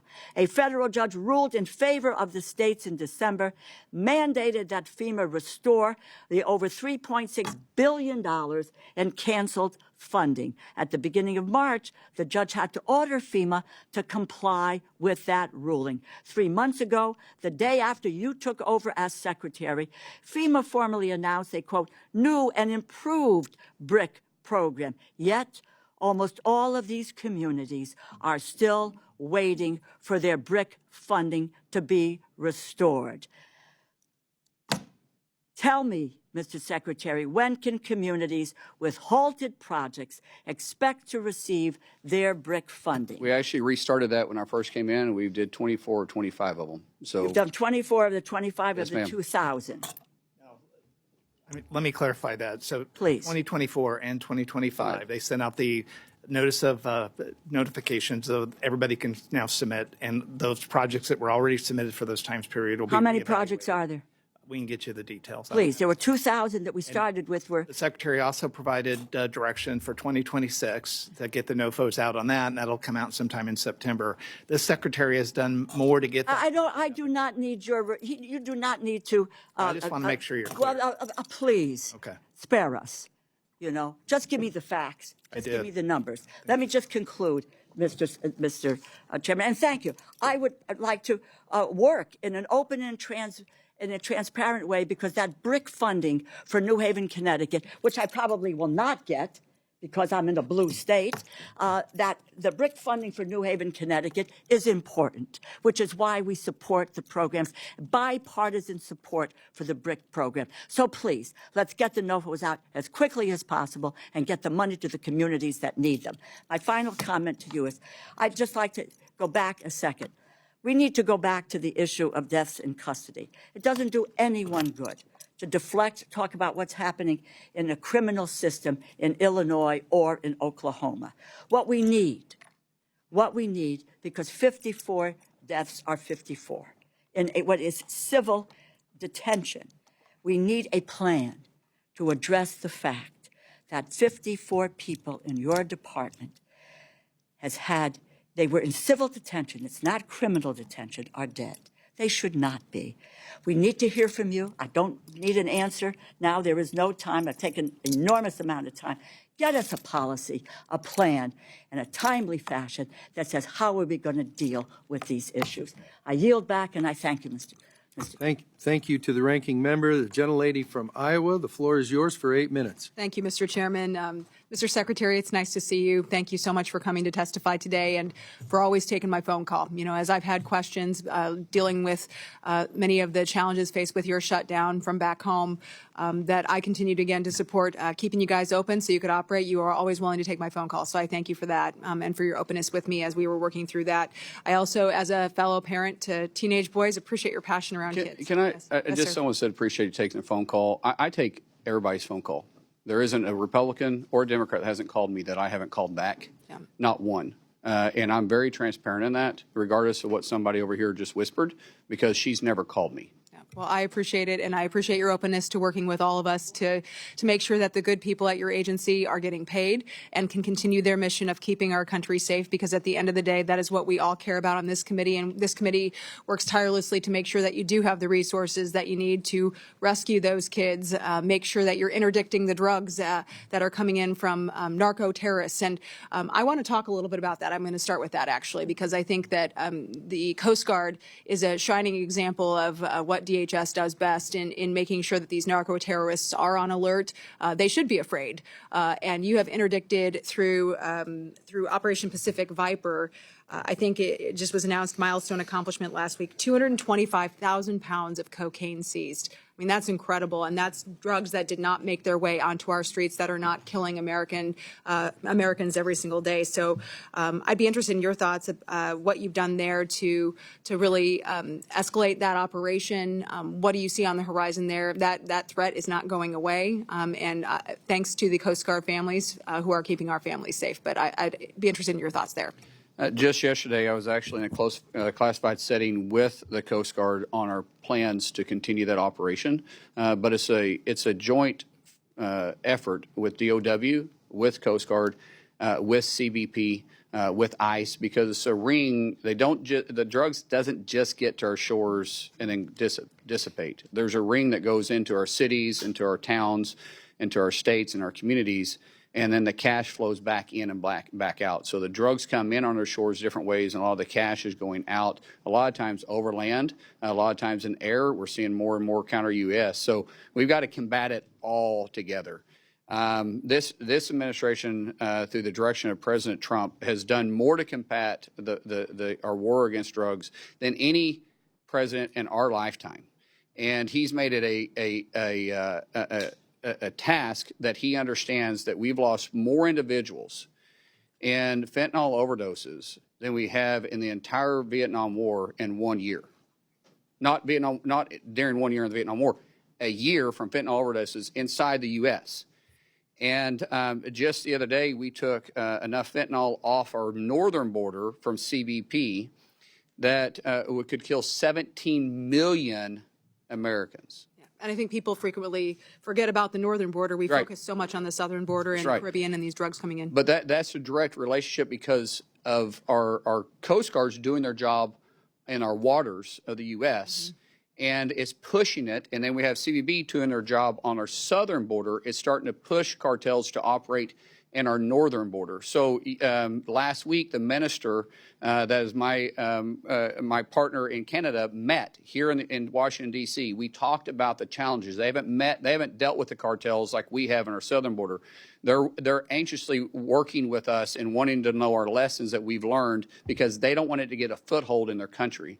So because of President Trump, we are fighting it on air, we're fighting it in water, we're fighting on land, we're fighting on the northern border and southern border. And I'm not going to say we can eradicate it, but we're making a huge difference in this war on drugs. And every time we interdict these drugs, regardless of what agency underneath DHS does it, we're saving lives. You talk about kind of the cross-agency work that's happening here. How many of these rings on the back end, so the drugs get in, they go out through these rings, are these run by, obviously, the cartels, but how many of the people participating in them are illegals here in the United States? Well, the biggest majority of them, the percentage of them would be hard to say, but the biggest majority of them are illegals that are here. Now, there's usually, when it comes to the money laundering of it, that's more of a white-collar crime. More of those individuals are citizens inside the United States. But when you start talking about the trafficking, you start talking about the drug houses, the stash houses, the cash flow, the weapons flow, overwhelmingly the majority of those are illegals. The criminal enterprise. And most time they're forced to do it. Right. It's not that they're working off a debt for the cartels. Right. And you talk about the atrocities happening to those kids too. Yes. Many of them are victims of that human trafficking. And run by elderlies. those same organizations. Yes, obviously. and elderlies are being probably exploited now more than we've ever seen it, because naturally law enforcement isn't alarmed when they see an elderly gentleman or elderly woman that is driving. A lot of times they're forced to try paying the debt off of their kids. Okay, that's, well, very concerning, and obviously we need to do whatever we can to stamp that out. You mentioned fentanyl, and I want to go now to one of the biggest sources of fentanyl, which is obviously the CCP in China. They're funneling it in through Mexico. I'm trying to get it in through all of these methods. We know they're not going to ever try to stop undermining our domestic and our international security, and spending billions of dollars on research and development intertwined directly with their military, billions more trying to ship those products into the United States and dominate supply chains. Can you talk a little bit about what the department has seen as it relates to Chinese manufactured and owned equipment, especially maybe any inventory that might already have been bought by DHS? What precautionary measures you're taking to ensure that our agencies are protected on the cybersecurity front, data privacy, other threats that you may be having to? Well, the data centers that we're pushing, we know China is working every single day, and they're even working harder to try getting into our systems. They've made that part of their future plans. They feel like that's important for them. That's where the private-public partnership is vitally important. That's where Secy is going to play a major role, because we can't expect Meta or Google to do it on their own. They're fighting they're fighting an army, truly an army, from CBP or from North Korea, or militias from Russia, or Iran from the IRGC. We have to have an all-out frontal approach and be proactive. We can't be reactive in this. We have to be very proactive, and that partnership is something we're strengthening. But we also got to respect privacy too. There's a lot of privacy concerns when the government starts looking into cyber because of the sensitive material that is there. It's a fine line we're trying to work through. It's difficult. We're going to have to come to Congress for help on that, because we're going to need clarification I believe with the new technology that's coming out and the new way that they're entering into our systems, that we're going to need new clarity on how far CISA can go. We'll certainly look forward to working with you and the agencies, relevant agencies on that. Want to talk a little bit to wrap up my time on CBP. Obviously, their role is not just keeping our borders safe, but it's also making sure we're interdicting bad things coming into our country, including counterfeit products and things that are going around our trade laws as well. I have a piece of legislation, the Protecting American Industry and Labor from International Trade Crimes Act. We call it PALE. Just passed through judiciary unanimously just a few weeks ago, and this would help make sure there are additional resources to DOJ and CBP to make sure that they can actually hold these bad actors accountable. So I'd just be curious, like what role CBP can continue to have in making sure we're eradicating transnational shipment and some of these other malign practices used by the CCP and other actors as well to try to undermine American jobs. First of all, the best thing you guys did was give us continuous funding for 3 years, because we can really set out missions and force ourselves to look at technology of today, not just what we can spend in a physical year. So it really does help tremendously. The biggest thing that you guys can do is continue to work with us on updating the policy on what it is that you're wanting us to look at. Meaning that if we're seeing a ring coming around, sometimes because we have trade agreements with these individuals, and they're, as you know, they have stuff that we're sanctioning from one country. They break it down into small parts, and then they assemble it in a different country. And when they assemble it and then it comes in, we need to be able to go back farther in that. And there's only so far CBP can do, because we can only enforce it when it hits our shores, not when it's outside. So there's some areas that Congress can really help us on saying that the percentage of it or all of it has to be built, has to be manufactured, not just assembled in those countries. That would be very helpful to us. All right. Thank you, Mr. Secretary, for coming today. Mr. Chairman, I yield back. To the gentleman from Washington State who was here from the beginning, the floor is yours for 8 minutes. Thank you for your generosity, Mr. Chairman. Secretary Mullin, good to see you. Let me just follow up with what Ms. Hinson was saying. You do return even my calls and my texts. Sometimes it's late in the night, but I appreciate the response. I really do. I wanted to start by acknowledging some of the incredible work and, can I say, commitment by ICE to crack down and deport convicted illegal criminals. We had a case last month that ICE Seattle arrested a man that had a lengthy criminal history, including 2 felony convictions of raping a child, and it was awaiting deportation. And I just wanted to bring that up and say thank you. That's efforts that are keeping our communities safe. First thing I want to talk about is the visa and H-2A petitions. At the end of April 2026, USCIS reported a net backlog of all USCIS cases at 7.23 million cases. An increase of nearly 70% from the beginning of the administration before your time, with the expectation that additional vetting requirements may even further strain those processing times. Could you describe how DHS is allocating personnel and resources to address this backlog and ensure timely adjudication of applications? Yeah, unfortunately, we're having to go back through and re-vet a lot of people that was given asylum or given visas underneath the previous administration because they didn't do any checks. So we're building systems in right now to be able to do that through an automated system. We're bringing up the first one in 30 days. That's going to be specifically for the backlog of DACA, which DACA doesn't give you, status in the United States. It just is a term that Congress never ratified, but we put in place, but it still allows you to apply for a work visa, but it doesn't give you status. That we're going to deploy the first one in 30 days, and then we think we'll be able to get caught up in a very fast time. But we're having to build the automated systems because it's just not possible for us to go through one by one. But because we're going through there and taking a deeper look at all this, we've been able to arrest over 1,900 known terrorists that were given status underneath the Biden administration inside the United States. Over 1,900. These aren't suspected terrorists. These aren't terrorist watch lists. These were terrorists that was just issued because there wasn't any really checks and balances put in place. And so it's real work that they're doing. But we are building a system to be faster at it, and the technology that we have, the private-public partnership we've been talking about a lot, is helping us get there. Good, good. So on a related note, I appreciate the agency's follow-up to a question that I actually submitted, if you remember, Mr. Chairman, when Director Edlow testified regarding the adjudication and processing time specifically for H-2A petitions. The response indicated that there was no backlog for H-2A petitions, which, thank you, that's a welcome update. However, it's a 15-day turnaround. Once it gets cleared, it's 15 days.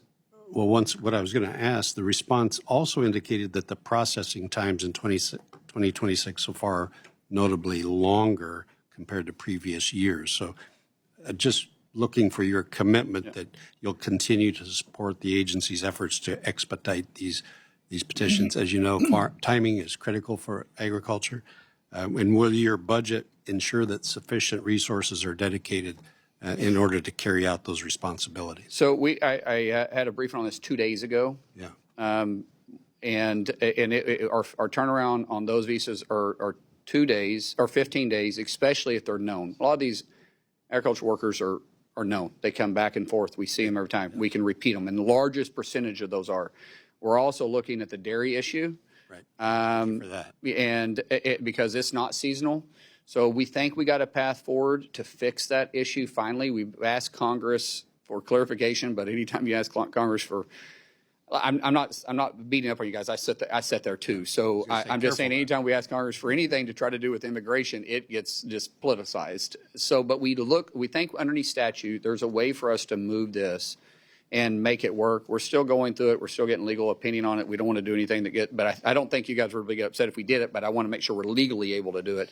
But as of 2 days ago, we're 15 days on turnaround on those. Once they're finally submitted correctly, we have a large percentage of them that are not entered correctly. And what I've asked CIS to do, USCIS, is to say, why can't we move this to a system that you can't submit the paperwork until it is filled out correctly? You know, if you do DocuSign or you do any of this stuff online, what you've got to go and accept, they won't let you move forward. The technology is there.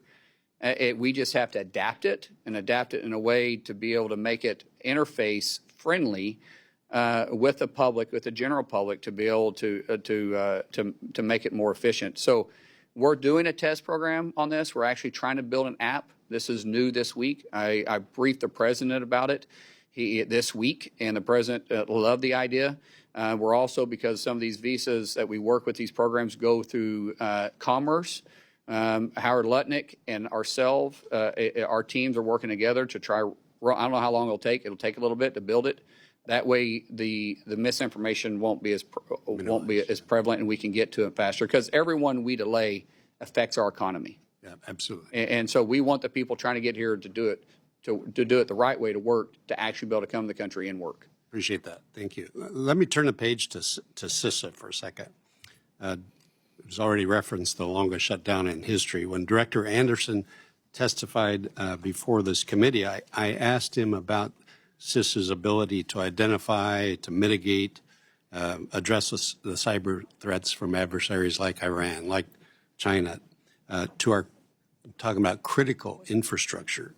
Unsurprisingly, his answer was that CISA was limited in their capacity, and it was clear that a handicapped CISA meant higher risk of leaving our critical sectors, from our water systems to our hospitals, energy grids, you name it, dams, the agricultural sector. They're all vulnerable to cyber threats. So does the budget sufficiently provide personnel and resources that are going to be necessary to ensure that CISA is equipped, that they can tackle the potential cyber attacks from those adversaries that target those critical sectors of our economy? I do believe, as a secretary, I say, no, we always need more money. Truth is, we actually have the resources we need.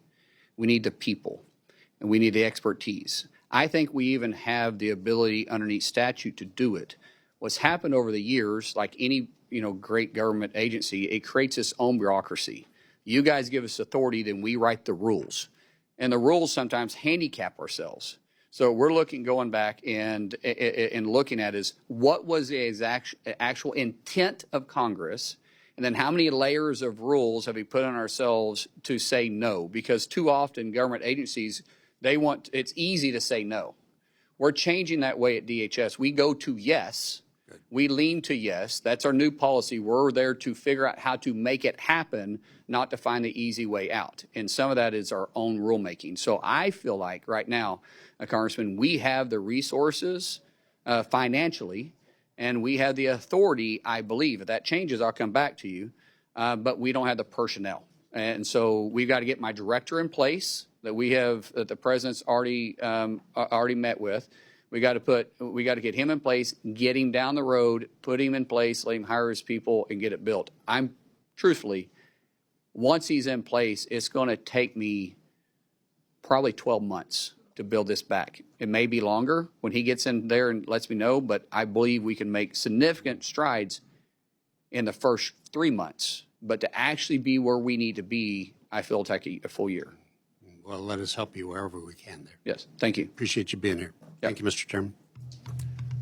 Thank you to the gentleman from Washington. I am now going to claim my 8 minutes for questioning and give 2 minutes of it to the gentleman from Indiana, who was very generous with his 8 minutes in letting the secretary respond to some earlier questions. So the floor is yours for 2 minutes, Mr. Shreve. Thank you, Mr. Chairman, and you have earned your paycheck today. I appreciate your managing and protecting time for all members of this committee. Secretaries, I'm from Indianapolis. That's part of my district. We run some big events, much like we were talking about with the threat of drones, counter UAS on FIFA. We've got the Indy 500. We have the men's Final Four. We had the Pacers playoffs.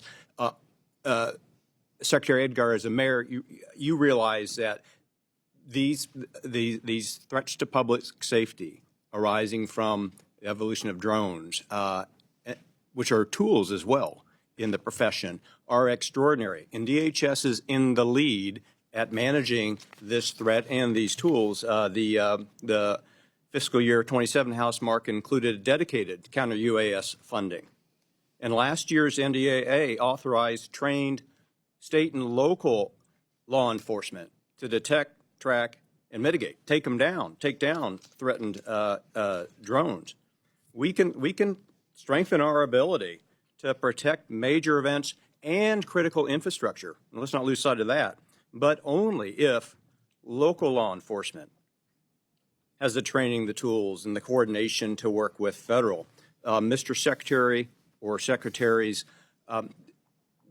give us a view into what the department is doing on this end to coordinate training with state and local law enforcement to manage the challenges that are upon us now that drones present. So Congress is going to have to lean on this a little bit.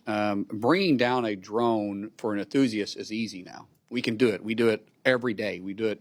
And when you got an enthusiast that flies a drone over FIFA, I think we brought down over 60 drones to date. During F1, we brought down 8. During Augusta, we brought down 12. Those are enthusiasts. The issue that we have is the ones that have it on fiber. And so when they attach it to fiber and they're running in, the only way for us to be able to bring them down is to be kinetic. And that is a whole nother area. You got to deal with FAA at that time. You got to deal with local authorities at that time because there's going to be a possible collateral damage.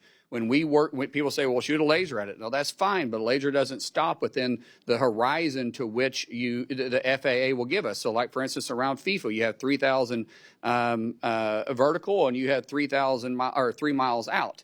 So around FanFest, we have 1,000 feet up. We have a mile out. It creates challenges for us to do it. And the only technology we have right now to be fully kinetic is with DOW. We're exploring that, but Congress is going to have to look at this as a whole. I don't know if you know this or not, which is going to be changed, but there wasn't one single NFL stadium last year during all the games that had counter UAS on it. That was my wife running through. Everything else was silent, I promise. And technically, I thought I'd be done by now. So, yeah, I did too. But I do think Congress needs to take a hard look at this for us, because we're going to have authorities beyond just what we currently have, because this is a threat that's changing every single day, and I really could sit and use some help. We're meeting with the FBI yesterday. We had a great meeting with Kash Patel. Kash Patel already has a center that is training local law enforcement, and he doesn't have enough space. We have more people asking to get into the school than he has a space to do it. We are looking for ways to partner with him to be able to put DHS funding directly to that. And is it through FEMA grants? Is it through HSI? Is it through ICE? Is it through CBP? And then also, yesterday, Troy and I started talking about setting up a joint task force with inside DHS, because we have 22 components, and out of those 22 components, I have 8 that have their own counter UAS measures. And for example, out of the 11 football stadiums we have, I have CBP covering 5, FBI covering 3, the Coast Guard is covering 1, and FBS, or Coast Guard's covering 2, FBS is covering 1. I think my math is correct on that. And all of them have different measures. And so this is, Congressman, what you're bringing up is a true challenge, and that threat is changing every day, that without question, Congress is going to have to help us get the authority to do what we need to do on this. I appreciate the extra time. This is an important issue and an very important immediate challenge for both the department and this Congress. Hey, can I just add one point? And this is for you, Mr. Carrier. When I was down at RGV, just to give you an idea of the scale at the border, same problem. Just from the beginning of this fiscal year till yesterday, they had 11,000 drones basically registered at the border. I mean, Secretary is talking about offensive, drones, being able to kind of do something against them. So that is something we definitely are looking at. But I mean, even you just take the threat to the border, and we break up the drone process into the maritime, the border, special events, et cetera. And each one of those operating principles, we need to have a better strategy that's funded, and we have the authorities. Thank you. I will now recognize my colleague from Florida for 1 minute of my questioning time. Mr. Rutherford, the floor is yours. Thank you, Mr. Chairman. First, I want to make sure that the public understands. I want to affirm what the Secretary said earlier about the shutdown. It was Senate Democrats that shut down CBP, ICE, CISA, Coast Guard, and TSA. It was not the Republicans. The House passed it 3 times to fund them. So, but here's what I want to bring up. I want to highlight for you, Mr. Secretary, some language that is in FY27 appropriations. There's language in there about NIMS and standardizing the operational and reimbursement process. NIMS, the National Incident Management System, and that reimbursement process was, it goes all the way back to 2004 with the Homeland Security Presidential Directive 5 by George W. Washington Bush. And the whole idea was to unify the response, mitigation, and prevention of disasters. And so there's language in there that there are ways to truly standardize the processes that right now are being done by 50 different states. They all report their different ways, and even agencies within states report their own ways. So I just want to highlight that for you, because I want to work with you to make sure that we actually can bring down that $11 billion that is still outstanding in reimbursements, because most of these agencies, when they get their money back, they've spent most of it on interest. And so we need to speed that process up, and there's a way to do that, and I'd love to talk to you about it. I yield back. Thank you to my colleague for yielding back with 8 seconds left of my 8 minutes. I'm the only guy to yield back any positive minutes in this whole operation, and I'm damn proud of it, as well I should be. I am going to just very briefly, because Mr. Secretary, your wife's calling, everybody else got other stuff doing. I'm guessing that nobody said, oh yeah, about 12:10, 12:15 ought to wrap it all up. But before you got here, I'm going to say that again. Before you got here, the DHS congressional relationship as far as information sharing, to put it kindly, was terrible. I'm not editorial. I'm just saying not good. Very frustrated in terms of, I know there's going to be a better relationship because you've already taken steps to change that. And I want to publicly say thanks. You know, we said something through the stuff before you got here, but answers to legitimate questions, now that we have new leadership, shouldn't be a big deal.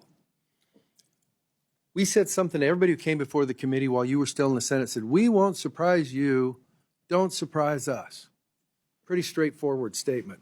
I'm going to repeat it.